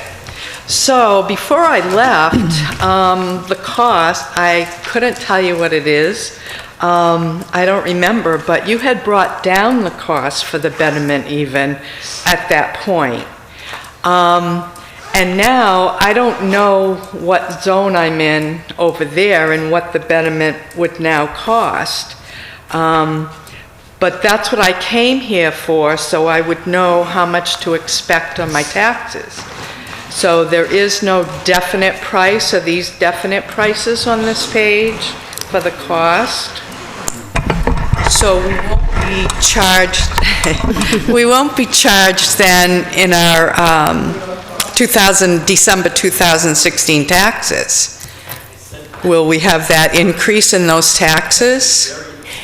Yes, Debbie's from the Lakeview area. I didn't want to interrupt you. No. Okay, so there's two different things. These are cost estimates, projections for areas that are not yet sewered at all. So it's not your area that we're talking about here, right? However, your area tends to look a lot like the area that came in at 19,000 because it's low pressure, and it fits the cost model pretty well. So the last, to give you the brief history, originally we went to town meeting for the betterments that are ongoing, the Lakeview area, the Pratt Street area. At town meeting, the cost estimate was $27,000. Betterment, not the homeowner cost, but betterment. When we got the bids in, we found we had some good news, and we informed people that we redid the cost estimates, right? Pierce redid the cost estimates, and we projected that it was going to be $23,000 instead, which was great news. We're not finished, so we can't tell you what the betterment will be, technically, because the work isn't finished. We still have the paving to do. But right now, if the paving comes in with no surprises, we expect the betterment to be closer to $20,000 in '23. So we're still easing down, getting close to the projection for those other areas of 19. So everything starts to make sense. It's working in the right direction. But again, we cannot tell you a final number until paving is done. There are two critical things have to happen. The paving needs to be done, so all the costs are done. Then we need to, and we're starting already, then we need to determine how many units there are to divide it by. And we're bringing in a engineering firm who did it for the phase one to do that here. We don't expect a big surprise there. We're projecting it's going to be around 100 based on the homes there now, but some parcels may be subdivisible. There may be some areas for future development, so we may want to set aside a couple, betterment fees so that people who, split their land come in and they don't kind of get a free lunch. But again, all I can tell you right now is it's looking more like $20,000 than 23. I hope, fingers crossed, that the contractor keeps doing as great a job as they did, and they even do better on the pavement than their projection, in which case it would come below 20.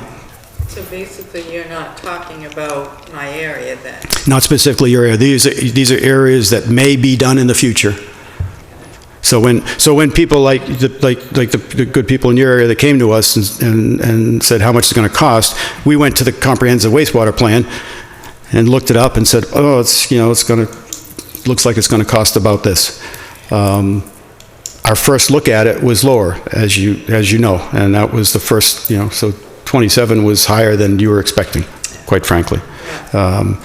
Fortunately, we're working back down, and I'm hoping to get back down to what you actually were expecting on day one. And the other thing was, I believe on the website, I was reading the Phase 4 information, and when I got to page 8, and it said 8 out of 87, I kind of quit. So it did talk about manhole inspections. It did talk, when are they going to be done? What? I point it right, Pierce, because they're the engineers doing the manhole inspection, and that's next on the agenda. Okay. If you want to hang around, they're going to give us an update on that. What about environmental impact? Is that now or later? Because it was in that same article, same pamphlet that I was reading online, and it was talking about, what I'm concerned about is my water coming to the house. will it be affected by the manhole that's in front of my house that isn't being used? Because I don't believe anybody, from the corner, the three of us, have not hitched up.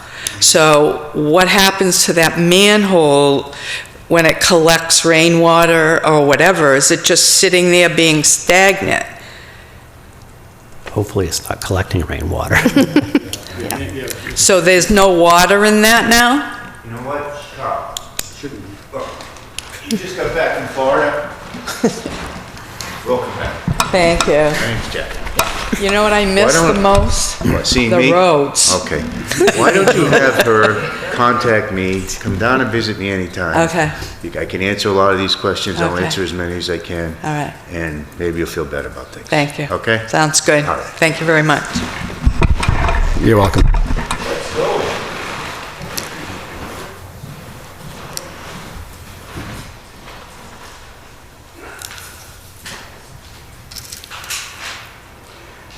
Okay, other changes of note in the CWP MP update. So we've updated it to reflect the current policy for the homeowners to be responsible for the low-pressure pumps systems, because that was not clear in the original document. Inflow and infiltration estimates, this is a very big issue to us. They've been updated. The bad news is that we have excess I&I. We've been working on this very hard, and we need to continue to work on this. And this is this plus state mandates are what encourage the implementation of an I&I fee. Okay. The other key element of the update is that it's been updated for the 20-year projections, so through 2023.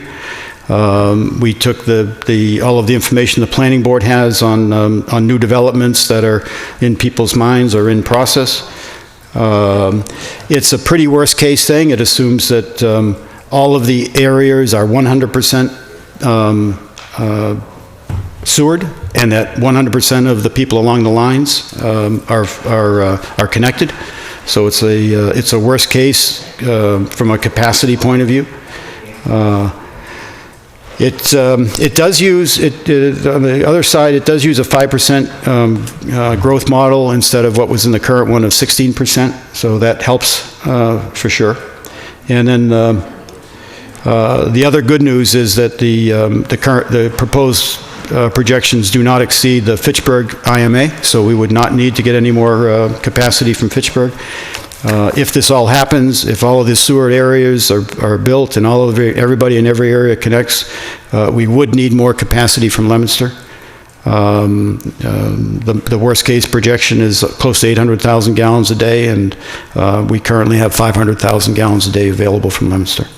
So this is something we'd have to keep an eye on, and if we see it's heading in that direction, and the good news is that there's a lot of forewarning, because these projects take years.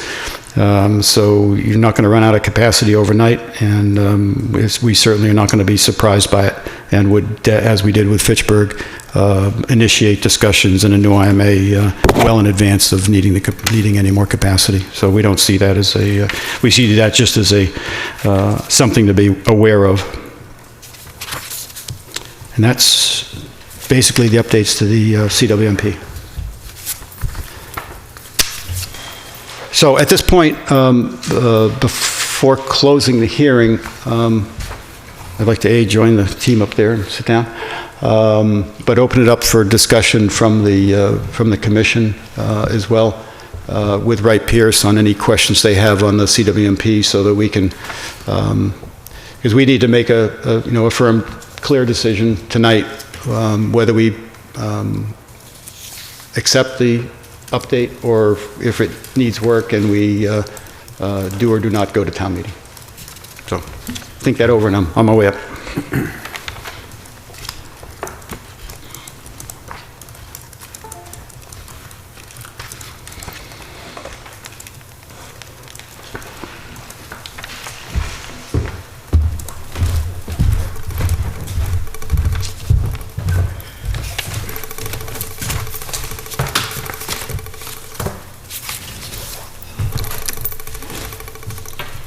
So does anyone on the commission have any questions about the CWMP, either what we discussed tonight or anything in the update that we would want some information from Wright Pierce or have some discussion on?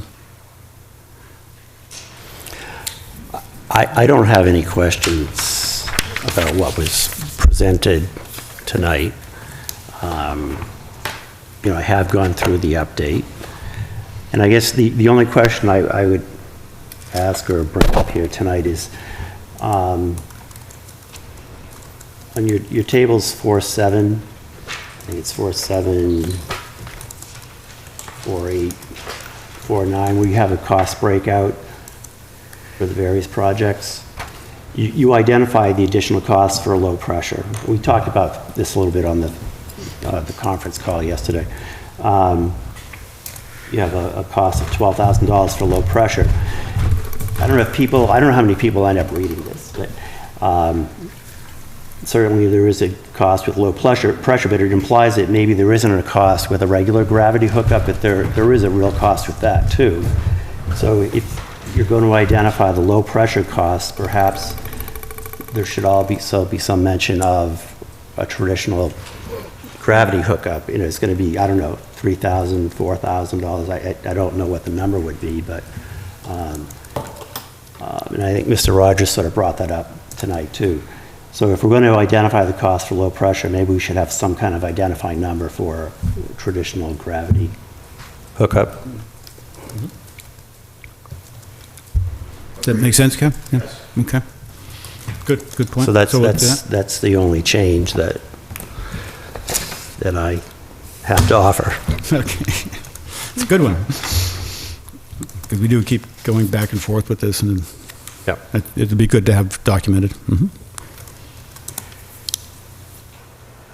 So, I don't have any questions. Mike?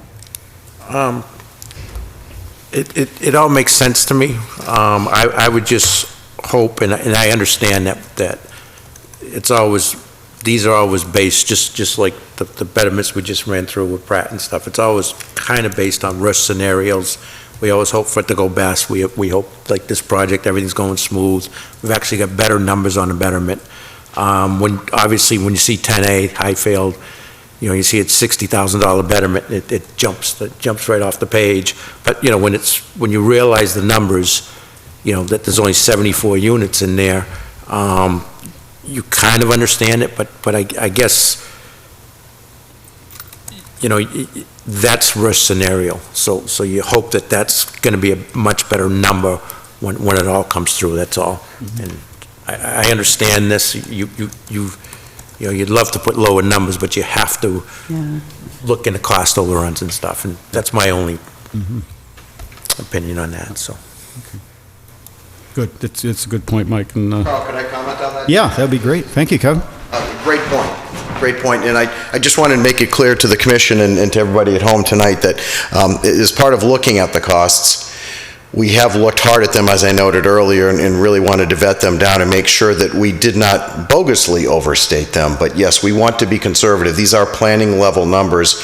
And as Mr. Chairman said too, the numbers for the recent sewer extension projects have worked down. So we think, as your consultant, that you're in a better position to have these planning level numbers have some level of conservatism in them. So our last round of looking at these numbers over the last few weeks, and again, John mentioned we had a conference call, that we have tuned those numbers down a little bit, but right now those numbers are tuned down to recent bid numbers. We have 10% on top of that, but many planning level documents, might encourage a little bit more contingency. So we have already tuned those numbers down. Yes, we do think there's room for them to go lower, but we just want to make sure that there is conservatism, but we caution going too much lower at this point. Kevin, before you go, and I'm not suggesting we do anything different in the CWMP, but just for our thought process, that the areas that are, the $30,000 areas on here that are gravity, is there any chance that if they were low pressure, that not just the betterment would come down, because I suspect that would happen just from the model, Right. But that the total cost of ownership might come down? Yeah, I guess there is a chance, so it's the balance of the betterment coming down, because low-pressure pipe is smaller diameter, shallower bury, it's cheaper than gravity pipe. So the betterment component would come down, but yes, you have to add the grinder pump back onto it. So we'd have to take a look at that on a case-by-case, Carl, to see what that balance is. Does it come out in the wash, or is there a net savings? So I don't know if that helps a little bit, but I'd really want to look at that more on a case-by-case basis. Yeah, okay. But yes, if when you look at, and we talked about it tonight, Area 6, Baker Station, low-pressure sewer, yes, aided by a very dense area, that project cost is lower too, you can see that. So you really have to look at it on a case-by-case. Okay. Yeah, I just want to plant that even for the people that might be out there, that we certainly would do that before we would, start down the path of a betterment. And like you say, when we look at a specific area, which could be not even, and again, it's unlikely to be a whole area. We haven't seen that happen, since phase one. Right. Our experience is it's a street or two within an area. Right. So when we looked at that, we may well, see what the costs are at that time, what the projections are, and trade off the low pressure versus not, because these big pump stations are really add not only to the initial betterment cost, but they add to the operating cost, which ends up in everybody's rates. What they do. And of course, then that does bring in the discussion of, geez, as a homeowner, would you rather have a gravity connection and not have your own individual pump? So it does bring in a lot of lively discussion, but it really has to be looked at on, I think, an area-by-area basis. Right. Okay. Good. Thank you, Kevin. So if there's no other comments, I'm not sensing a lot of unease with the update, and I think with the modification that you mentioned that Wright Pierce will incorporate, I guess I would entertain a motion that we incorporate these changes and present it to the town at town meeting.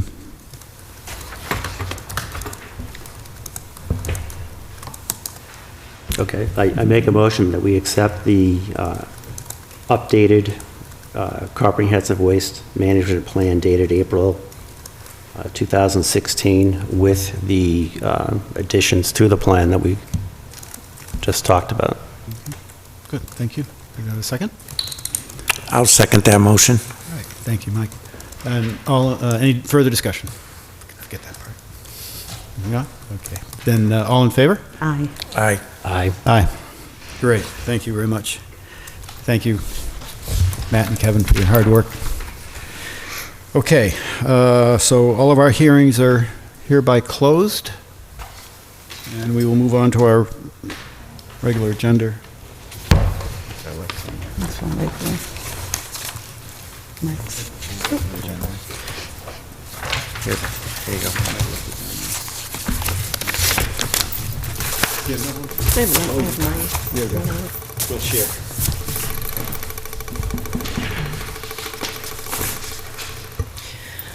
Okay. I had town meeting, I don't know if you want to go over them. We're going to have town meeting before we have another meeting, so I didn't know if you want, or just... Let's do that. Okay. Okay, we've done public comment. So, since Wright Pierce is here, the next agenda item under our current business would be an update on the manhole inspection that Wright Pierce is doing for us. So, I wonder if... Matt, great.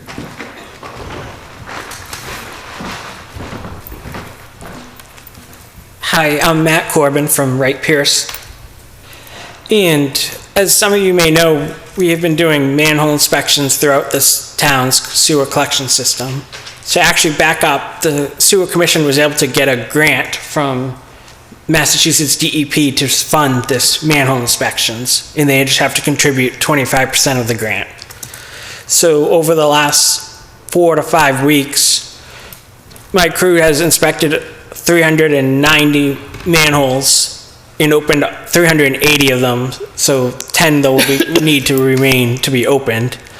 And then the next steps are to do the data analysis to observe and see which manholes have defects, whether there's like a hole in the pipe or a cracked manhole, And then we'll make a recommendation to the sewer commission and a plan of how they could possibly go about to rehabbing and fixing these to prevent the infiltration inflow, which is when the rainwater or groundwater comes into the pipes or the manholes and gets discharged to the collection system, which is an additional cost of treating basically clean water. Do you have any questions? Did you say when we expect to be done? Oh, sorry. Thank you.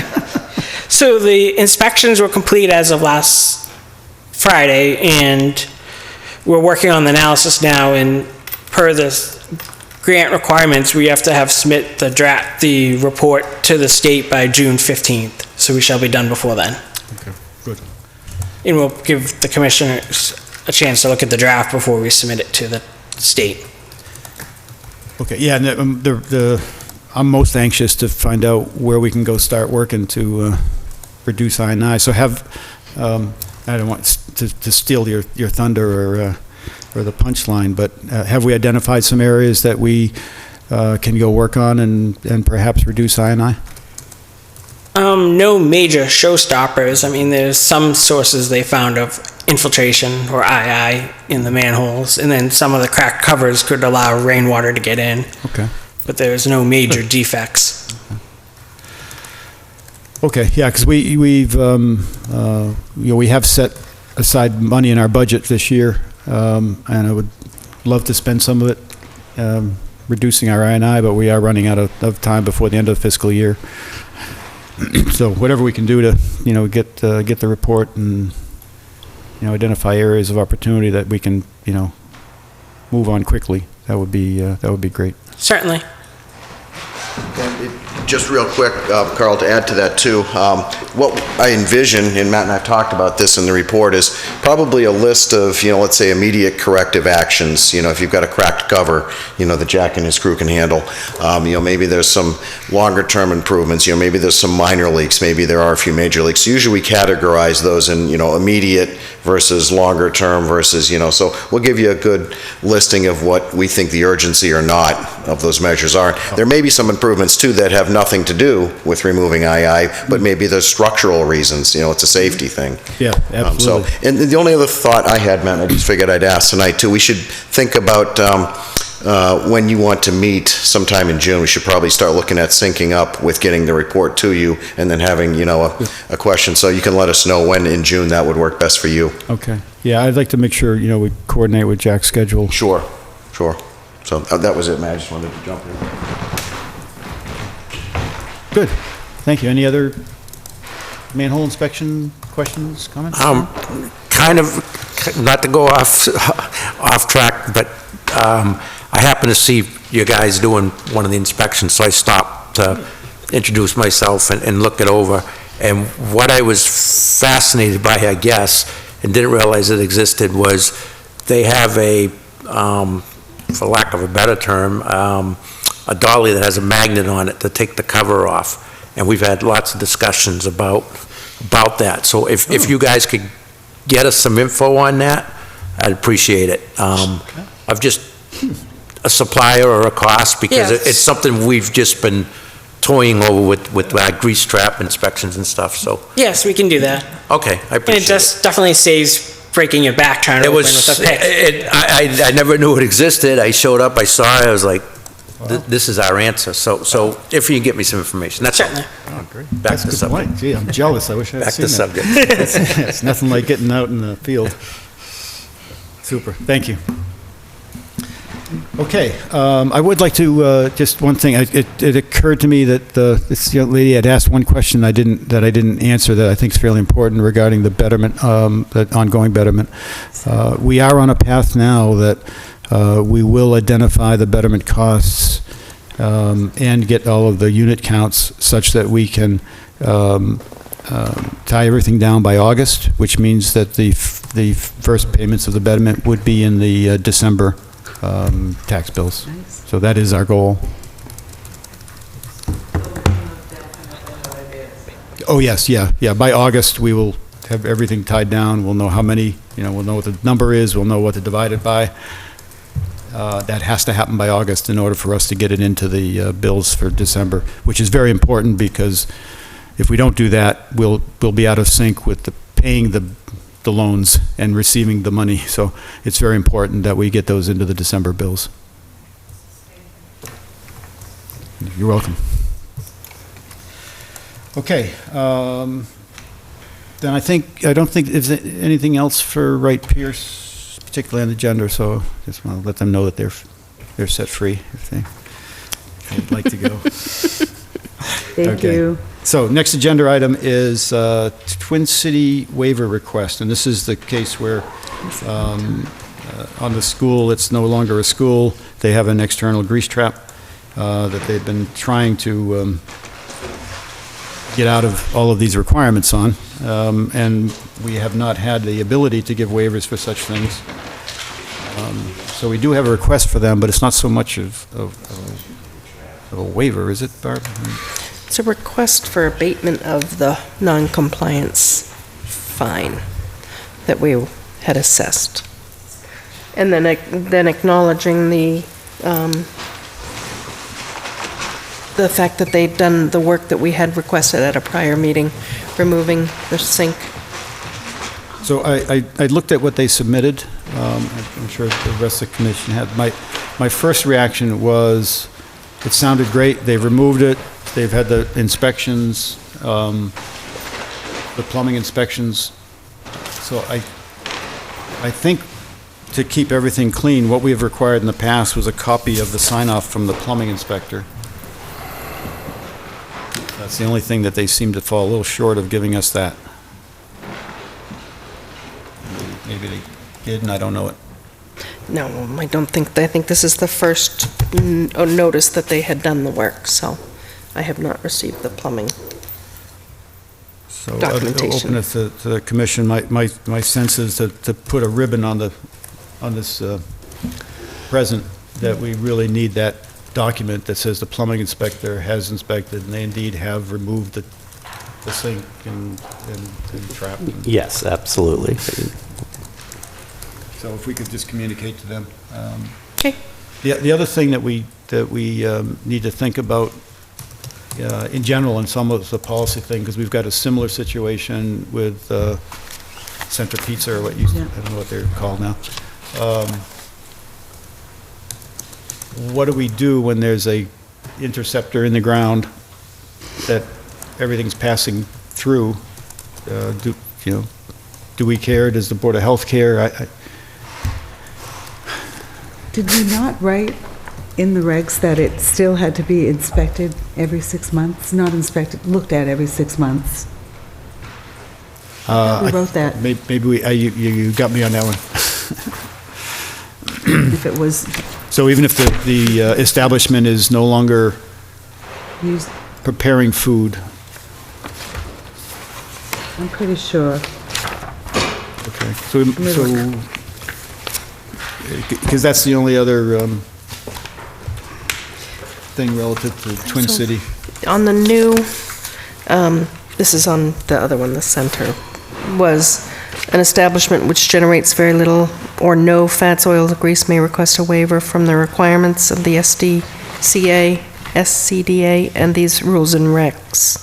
Must be clear and specific and include quantity generated how, and then method of disposal and any pertinent. So in that way, we might be able to accept a notice that it's been discontinued, but there is no requirement necessarily for deactivation or disconnection. That's not the same thing there. And maybe there doesn't need to be. I don't know what the risk is of passing through a tank. I'm not aware of any. It's just sort of this loose end. right. And then as long as we also CC the Board of Health, then we'd be made aware, they'd be made aware that we don't think they're producing fats, oils, and grease, and that if anything changes with their permits, we can do it that way. Carl, did you want to look at this to see what you interpret right there? Am I in the right spot?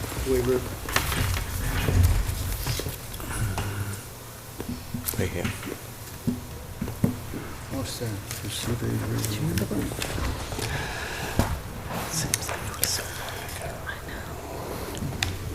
What's section K?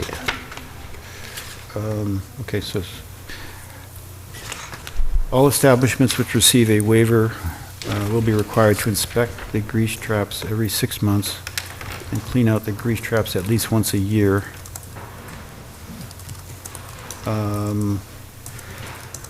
That's just a waiver. This is the because of current, this limited is the use. current? This is the new, that is our new one. 315. The red line would be anything that was new. Where's the waiver for external? Next page. Grease interceptors, so there's no change. No, it's different here.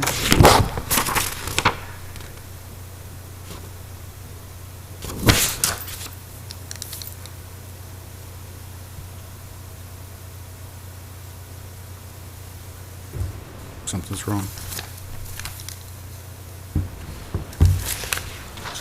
Something's wrong.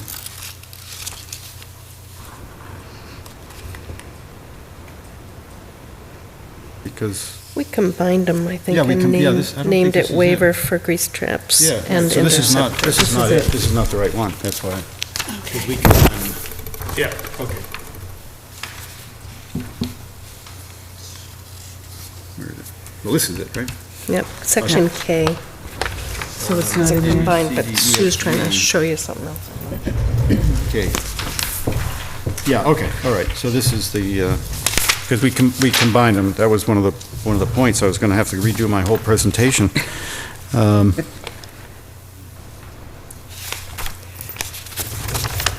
So this still isn't it. This is for sure what we released, right? I'm just looking. This is our current, that's the current version. Maybe it's CD, it's GG. Yeah, okay. So, Sue, this isn't the, That isn't the most recent either? it looks like, because remember we combined them? It's waiver for grease traps and interceptors? So now grease traps and From March. interceptors have the same waiver possibility. That was, Okay. we worked on this so hard and so long, we've That's confused. 5 revisions. So in this, Right. so in this, do we still, all establishments which receive a waiver will be requested, so it's the same language, though, that you said, Sue. It will be required to inspect grease traps or interceptors every 6 months and clean out grease traps or interceptors at least once per year, unless the sewer commission requires a more frequent, so it doesn't say a less frequent. Okay. All right, so this does address What we it, do. and deals with the decommissioning. You don't decommission, you got to pump it, as long as it's in the ground, you got to pump it once a year.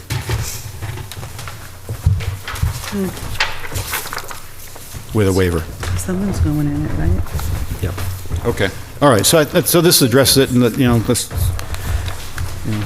Thank you. I can have this because I don't. somebody have comes the most back and recent. says, geez, I don't even want to pump it once a year, but I don't think that's too 25. burdensome. Yeah. And inspecting it every 6 months. And actually, we inspect interceptors, so I guess we have to put this on our schedule. Okay, so I think we'll be okay then with this, if we give Twin City a waiver for this new requirement that we are releasing. And they will have to comply with this, that they would have to pump it every month. But to get that process going, in order to approve that waiver, I think we need to get the signed-off inspection document from the plumbing inspector. And pump once a year, correct? Pump once a year, yeah, inspect every 6 months and pump once a year.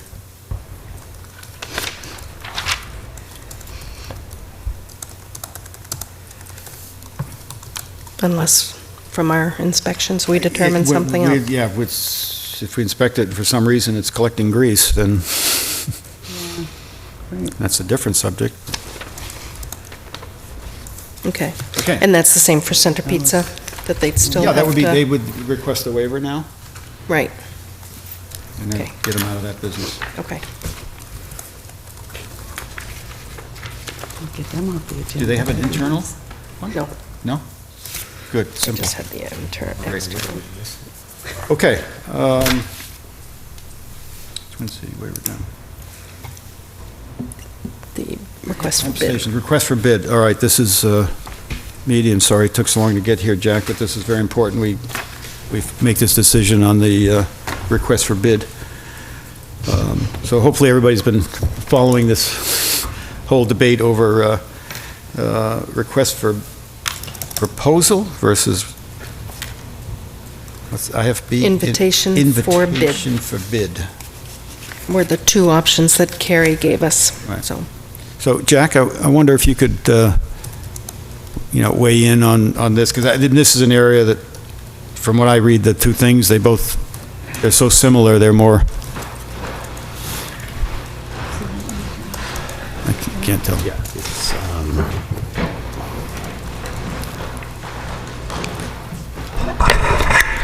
Hello again.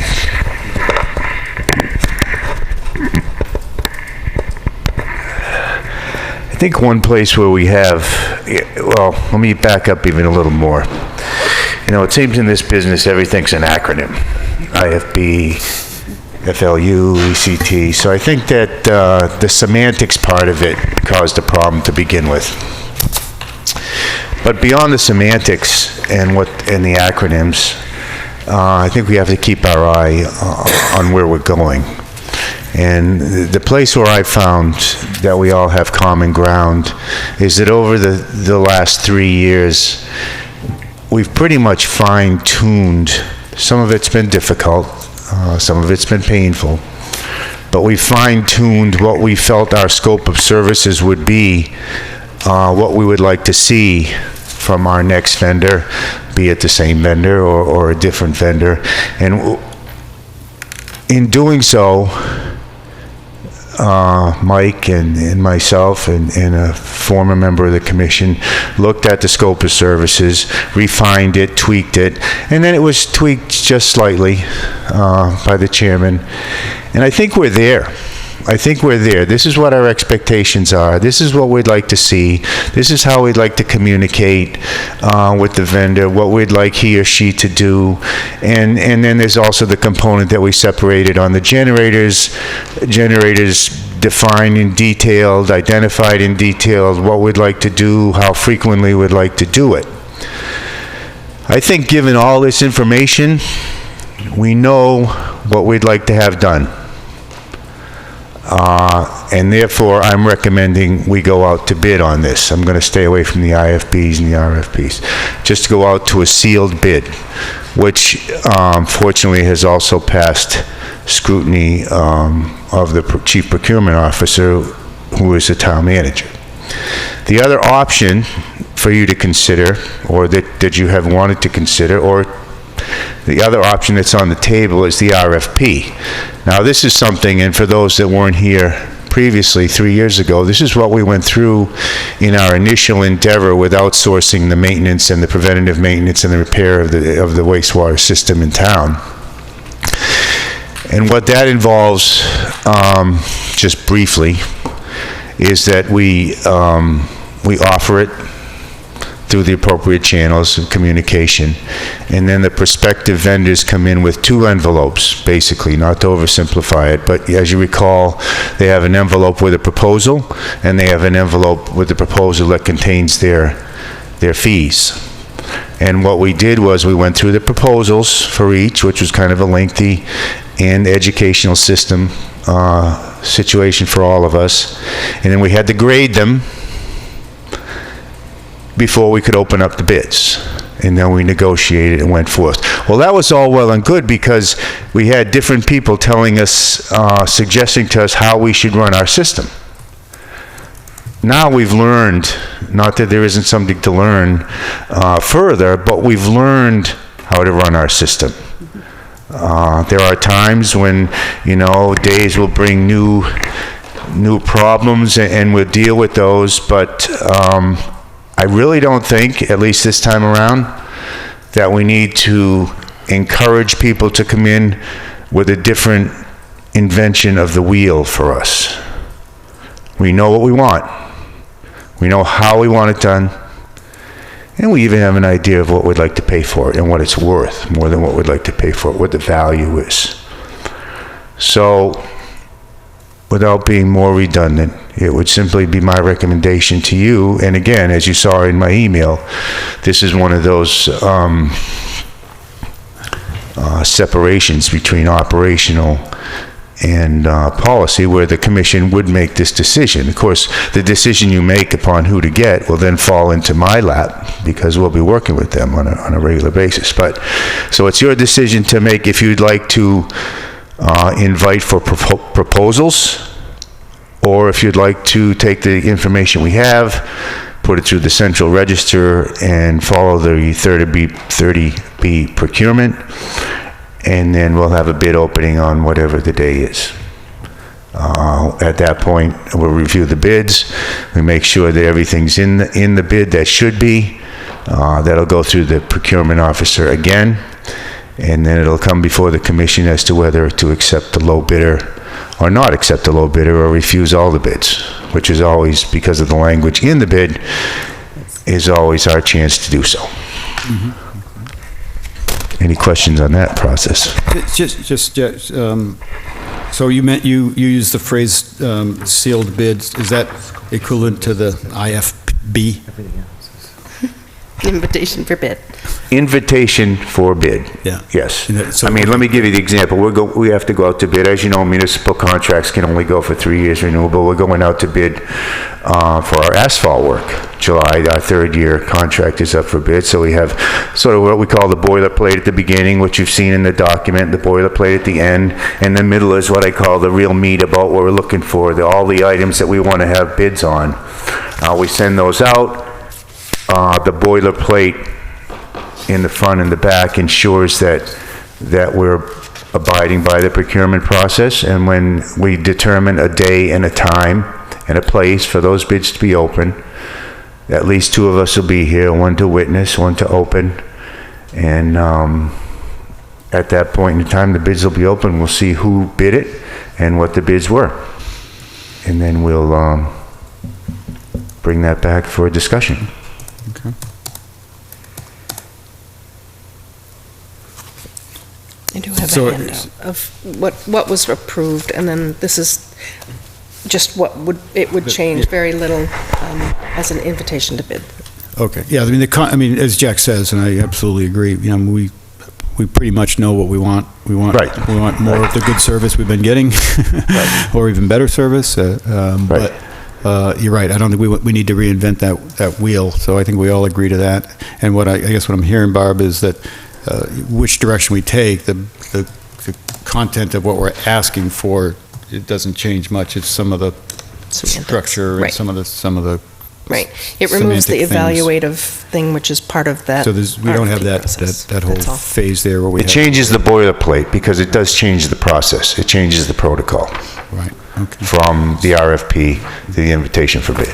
Right. So what, and I don't know who I'm asking, Barb or Jack or one of the commissioners here.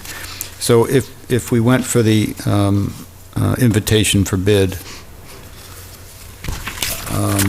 is it strictly driven by low bidder, or I'm always concerned if we're, if we just go stay with the same guy, then we know what we get, but we get bids from other entities. Mm-hmm. Where in the IFB process do we get to talk to, interview? Negotiate? Not so much Against negotiate, the law. really, but not No, well, that's- negotiate, because the price is the price. Right. But to go through and make sure they really understand what we're asking for and the requirements, and get a discussion, some dialogue, Well, to get a sense for the. That's because we've taken such care to make sure that we're as specific as we can be in terms of their rates that you and I spoke of as we tweaked it. Yeah. And pretty definitive level of detail as to what we expect. There is no negotiating. We are required to take the low bidder only if the low bidder can be proven to be, and this is where it gets tricky from a legal aspect, somebody that does not have the requirements, which are very clear there in terms of working for municipalities. Or let's say, for instance, they had just previously worked in another community and failed miserably. But each time that this is done, it tends not to go smoothly, because then at the other end of it is the potential litigation for potential profits. But you know, this is done every day. You have to have a comfort level with that. There's language in there that you can refuse any and all bids, and you can start again. We'd like not to do that. We've never done this in town, been bidding things for 20 some odd years. So there's a different, the example I use is this, and you've probably seen the cartoon, these two guys that are in the space capsule on the top of a rocket. And I'll try not to be profane, but but do you know your ass rests on the low bidder? You know, we put people into space, it's a government project, it's all low bidder. Right. So, you know, I could go on a whole lecture here of the procurement process and how difficult it can be and how cumbersome it can be. But I think we've done a pretty good job here, letting people know what we want. So you're you're clearly comfortable and not worried in the invitation for bid process of just going with the low bidder. Well, I worry about everything. And every time I put something out that's substantial bid, it concerns me deeply that we have the right person. We had now three pretty significant, but two major sewer installations back in the early 2000s. And I guess it's been long enough, I'm not going to mention names, but we did not have the best of contractors. Right. And it cost us in ways that may show themselves in this manhole inspection, for one thing. Right. Yeah. So, but there's little you can do. Okay. Barb, what are your sense of the options in the? Right. And I also want to point out, it does state in the invitation for bid version, and if anybody wants it, I do have copies, that the town reserves the right to contact any firm in order to clarify any aspect of a submitted bid. So you have the right to call anybody in and get clarification. When you're talking about interviewing. Under either process? Yes. Okay. Yeah. So the invitation for bid removes that evaluative area. That's all the red. But the one line that was in that section that I've removed because you don't have the evaluative criteria section, is that reserves the right to meet with anyone and clarify. So that is your chance to clarify the bid. So that was what I was getting at. Right. We still have that ability. And I agree with Jack that we've worked to define that scope, and it's gone well. And if we open it up as an RFP, we open up a whole narrative again of a different scenario, and we've been happy with the scenario. So. I'd just like to say if Jack's comfortable with it, I'm comfortable with it. Okay. Any other? I would lean towards the invitation for bid. I mean, it was put together by Jack, Mike, a former sewer commissioner. And all of you. It goes into a lot of... And all of you. Right. It goes in, and we looked at it also. It goes into a lot of detail. Plus, there's this pre-bid conference where we can spell it out in additional detail if they need it, right? Right. And if there is something, the process here is that at the pre-construction, pre-bid conference, someone may come up with a question. What happens is, we go back to the drawing board, we answer that question, and we send out that question and answer to all prospective bidders, and it's into the bid as an addendum. And it's not unusual to have one or more or a few, particularly in a larger job, but maybe not so much here, because I don't think we've missed that many, but something perhaps we haven't thought of, and that can be clarified. And once it's clarified, it's sent out with the bid documents, or everyone that has picked up a bid document at that point.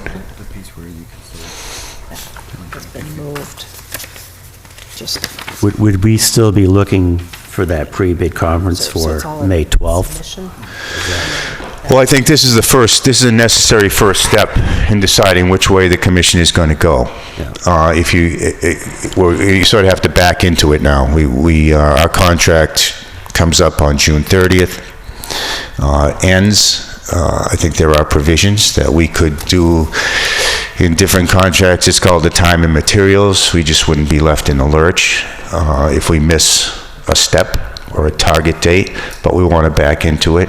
I think at a minimum, it's probably 5 or 6 weeks to get it into the central register, to allow appropriate time for not only the pre-bid, but for people to digest it and respond in a timely manner.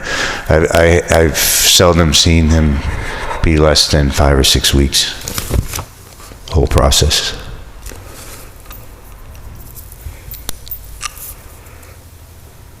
And you might have mentioned this earlier, does our current contract provide a way for us to keep the current contractor online, a way to pay them? I don't think it does, but you notice in my last comments, as we worked the final tweaks, it was suggested we put that in this contract. Right. But we didn't define a schedule of payment. So if we don't put a schedule of payment, it'll have to be negotiated, which I expect in this case we would have to negotiate it. I found these people to be reasonable. I think they're interested in continuing working here. The bid process will expose that. I'm sure, I'd be almost certain that we could continue them with us to fill the gap until the bid were awarded. I wouldn't want to go more than a short period of time. Right. But there's no reason why we should unless there's some sort of glitch in the process. So it's a really good point. Have we, or do we need to put that in the contract, or? We need to put that in. I didn't notice it unless I missed it. I noticed that, we'd like them to do that, which is not unusual. But, if you're not renewing a contract with someone, it leaves and it's only the first or second year, there's a possibility that things aren't going well. So if you're relieving them of the contract responsibilities, but at the same time you want them to stay on to fill the gap, it might put us in a compromising position as to how we might be charged if we don't already have that in the contract. Right. Yeah, so can we get consistent, whatever the language, consistent with, rates in the contract, or some sort of language that clearly defines that. Yeah, that's what I was thinking, because we did request them to give us a rate table. Right. Right, so if we can link that continued support. Yeah, and they will have a history at that point, whoever it is, of emergency rate calls and just about everything across the board. So the language can say consistent with rate charges from June 30, such and such till. So they can't say, oh, this is a time and materials, this is an extra, we didn't expect to be here, we expect to have it, and then we would really have nothing to fall back on, and we certainly don't need more litigation. No, that's a really great input, and I think we should. So just add it in that transitional support section. Transitional support shall be provided for the 2 months beyond. I guess it could say 4. Yeah, maybe we can figure this language out tomorrow. Okay. We don't have to discuss it, right? We just know that it has to be in there. Or just add that line, yes, that's been, Just doesn't refer to the. Doesn't say what pay, and that's what Jack was So we can just refer concerned. back to the table. The rate table. Okay, yeah, excellent, good. Okay. Okay. Anything else? I'm hearing consensus here, but take which direction to go just to make this tidy?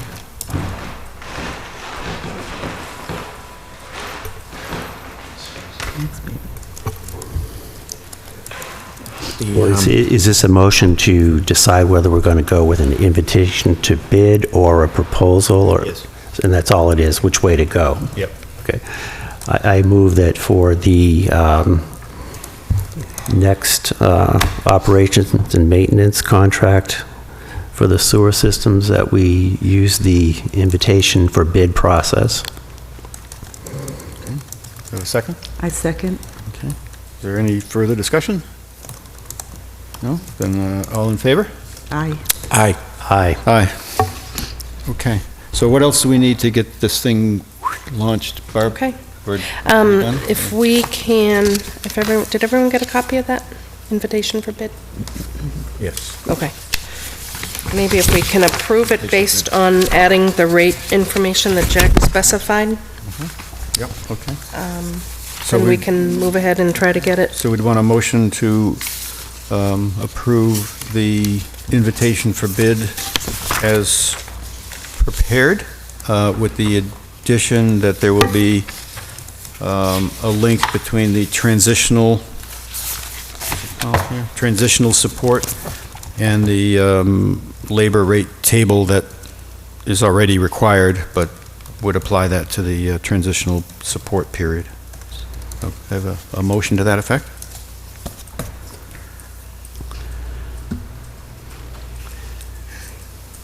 No? Well, go ahead, Mike. You contributed to this. Well, I'd like to make a motion to accept the invitation to bid with the improvised of the 2 to 3 months after the end of the contract to continue service in case there's an overlap. Is that- With the rate table. With With the rate table. Yep. Okay. Yes. A second? I second that. All in favor? Aye. Aye. Aye. Aye. Excellent. So now we're done. Okay. Okay. I'd just like to add one quick thing. We've mentioned a couple times a past commissioner member that helped us out on this, and I'd just like to mention him by name. It was Dave McDonald, and thank you for coming out of retirement for that little moment. I know he's watching. Yeah, yeah. And we know where you live, too, so stand by for the next assignment. Thank you, Dave. Okay. Weekly reports, pump station reports, any observations, comments on that? No, I didn't see anything, so, all right. Lakeview, Pleasant View paving, there's no updates I'm aware of, and if anybody here has any, this, would, at the moment, matter of fact, we should make clear, we are currently on hold with the contractor, I believe. Maybe you could comment, Jack. And this is all tied into the article for the road management plan that may affect whether or not. Yeah, the this was betterment's on covered. last week's agenda as well. Let's be clear, and it's a concern. It was a concern of this lady here tonight. The roads will be paved curb to curb. What we're trying to work out in-house here is the most efficient and the least expensive way to do it, so that it will have a direct result in lowering the betterment to the extent we can. There's no promises. There's no promises because some of the road pavement is tied into an article for town meeting for a debt exclusion for, I think it's $3 or $4 million, which will affect some of the local roads and get them paved. Some of it is also tied into the existing pavement management plan, and a portion of it may in fact be tied into the betterment as well. So right now it's premature to give those folks any solid information except for the fact that the roads will be paved, and they will be paved this season. I'm going to stop you there, Jack, because I just want to recuse myself from this discussion because I'm part of the pavement. You learned that last week. Inside joke. Yeah, so let's be clear for the people. Thank you, Sue. Let's be clear to the people, the roads are going to be paved. We're just trying to work it out so that we get the best bang for our buck and pass that bang along to the residents. So that's great, Jack. What I want to make clear, but for us as well as anyone else, is because I know you've been working with Wright Pierce and the contractor. I don't know in which order, because if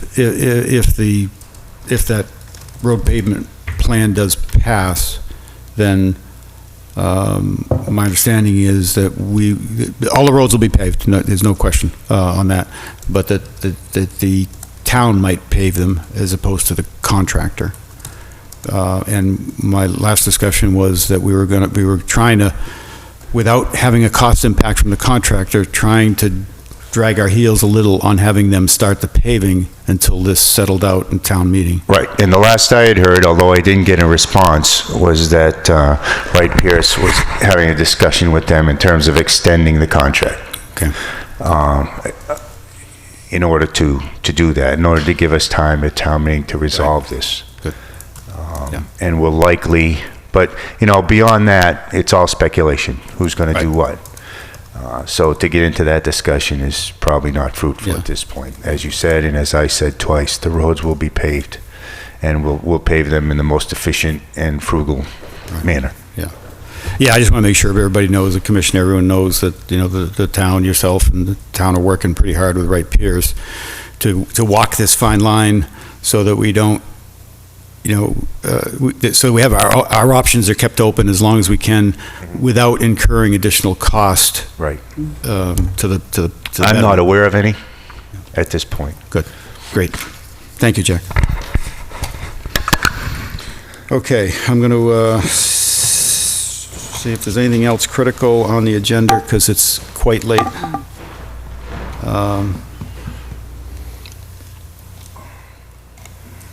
Minutes? Just had that one from 3/7, your workshop minutes. Okay. Emily was off last week. Oh, And that's is right, working the from schools a are out. pure audio tape, so it's Yeah. just taking longer. Okay. I haven't had a chance to review those minutes, and since there's just one of them, and it's Yeah. a pretty short one, I think we could do that. We can Okay. do that next meeting, along with whatever ones we get. And I do have. so, let's do the Twin City reassessment request? Yes, please. This was just discovered because the parcel ID that we had the betterments on was sold to another entity. And so we're trying to correct it, showing that it was assessed to 7714, and we're trying to correctly assess it to, or move the assessment over to 7869, which is the property that has the buildings on it, and should have had the assessment to begin with. And the amount that we're trying to move over is the 33,508.83, so they can continue to be billed and pay for their betterment. At the time of the betterments, were both of those properties existed, or were they? Yes, actually had 3 parcels for Twin City. And Oh. in '09, we moved it from 1 to this 77. And now that they've sold off 7714, we're trying to move it onto So- the correct parcel. So they had 3 parcels, and they only got 1 betterment? No, there was like 7 betterments. It was all for the buildings. It was the parcel that had all the school and church, and that's how it was assessed. If this does not preclude us from, when the purchaser was Greener Living, they will have no betterment on that parcel. And so when they go to develop it, it can get a privilege fee. So it's not, we're not preventing or blocking ourselves from charging additional privilege fees if the property is developed. But we're just trying to correctly put it on the parcel that it should have been in all along. So I don't really understand why it says parcel ID number is a certain group, and there's an $80,000 something dollar. That's the original assessment. That was the original, so Yep. they've paid down? They've paid, I got a whole thing from the collectors, but they had paid down to approximately 33. $30,000. And then some has been committed, so that's, I forget the terminology, committed principal versus unapportioned principal. So the total remaining is the 33,508. 33,508. Yeah. Collectors gave me the sheet I think I sent in the packages had the information that's currently on that property, what's left, and then I did receive a whole spreadsheet today from collectors to verify that that is the correct amount, that they did actually pay a goodly portion. They paid a lot on the estimated, when we sent out estimated betterments, so. Okay, They've been paying all along. it makes sense. So the parcel that the buildings are on, that parcel actually got assessed 7 betterments or whatever? Right. And the other parcel didn't get assessed any? The parcel that, It was all taken into consideration. Some didn't have frontage. I know one of them didn't have the frontage. It was mostly backland. There was a pump station that they received an exemption for. So there's been a lot of, but it incorporated the entire assets of Twin City when the assessments were done. and both of these parcels were the assets of Twin City at the time? Correct. I mean, usually I'm quite happy and would give up when you say we can still assess them in the future, but I also want to make sure we're not over-assessing, that some of that, I just have this simple, if we assessed the appropriate amount for those lots, then aren't they done? Why would we assess more? Well, but that was empty land, and now Greener Living has purchased it in order to develop it. So it's an addition, But we would normally assess empty land, right? An empty lot would be assessed a betterment. one betterment. Yes. Yeah. One betterment. So I'm not sure why that particular lot wasn't assessed a betterment.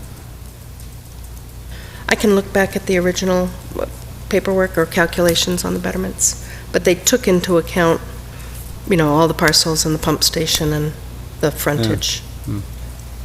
Maybe I'm the only one confused. When it comes about that they record a subdivision, we can take a look and see, make sure Okay. that Yeah, there 'cause it's not isn't an issue already some until credit. Right. If that lot may someday come in and say, I shouldn't have to pay one. Right. And then we can look at it at that Right. time. Okay. I'm okay with that. I just need, this is the assessor's office, what they require in order to take the betterment from one parcel to another.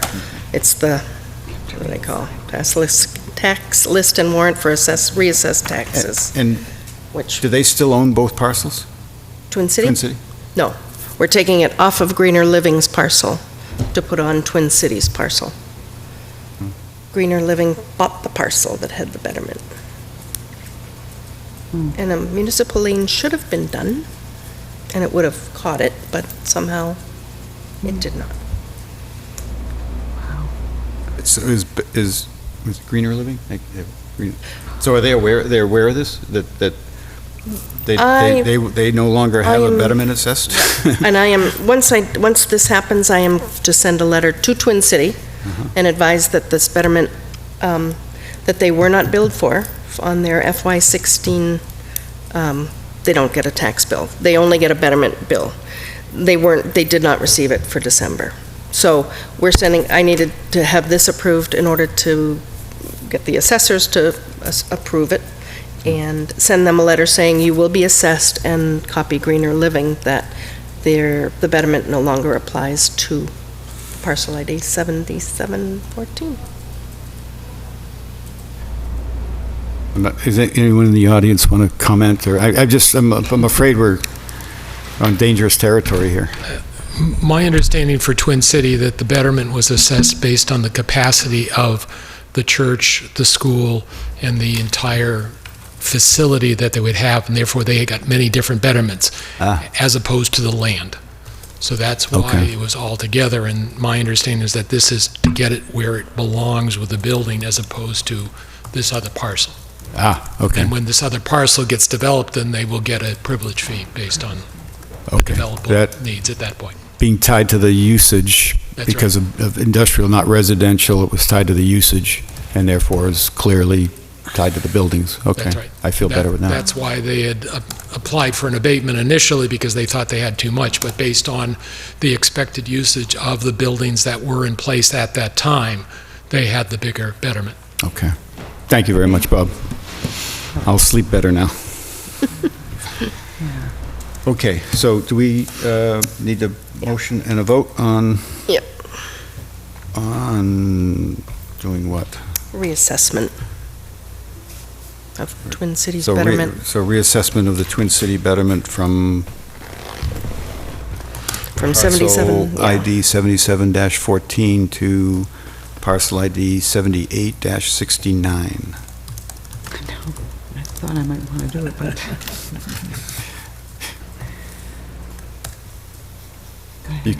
You can simply say, "I so move," I think. You have to re-say all that. I so move. Any second? I'll second the ISO move. Any further discussion? No? Hearing none. All in favor? Aye. Aye. Unanimous. Sign down here somewhere near the Yeah, aisle. in these blocks. Oh. Everybody has to sign. Oh, that's why there's 5 blocks. Yeah. Okay. And I will What give else that is critical tonight at 10 minutes to 10? Invoices, if I may. Certainly. Fitchburg came in as expected, based on flow meters, 11/8/18/58. Did you sign this? That's me. I had 3 Wright Pierce. One for the CWMP for February 27th through March 25th, $10,384.85. The Lakeview Pratt from 2/27 to 2/25 for $512. And the manhole project for $4396.58. And of course, I have been working with Wright Pierce because 75% of these, the cost on the last one will be paid for by the state, by the DEP grant. Okay. On that manhole one, do you know by any chance how we're doing with the police detail costs? I just got a whole bunch today. Ah, okay. We'll give you 2 weeks then. Yeah, I have processed a couple, but not many. So, and then I went on vacation, so I just got more. I can let you know. How does this work? Because there was a certain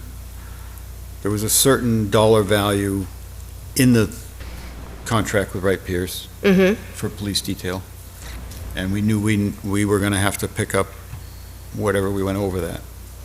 So that when you look at it, that's what Okay. I'd be interested in, where we, Okay. have we crossed that line already, and if so, how much did we cross it by? Okay. I will check. Police detail expenses.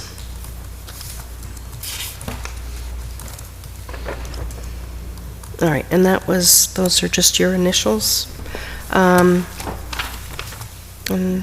that is it, just a FYI that tomorrow is 2 ZBA hearings for 2 sewer customers, 234 Summer Street. That's the one going from retail to a residence, 234 Summer, and then 39 Mass Ave, that we just received about allowing them to lease a portion of their building to Safe Light in the auto windshield repair. So I've actually sent off a thing to the contractor to ask for the flow and if there's any need for a grease interceptor. Lisa didn't think so. Board of Health had already responded that they didn't have an issue with the windshield replacement. Yeah. So, So but I that's guess just tomorrow night's ZBA. The simpler question, I think, is do they have a floor drain in the area that they're bringing cars into? Because that, in my mind, would drive a grease oil separator. I can add that to the question.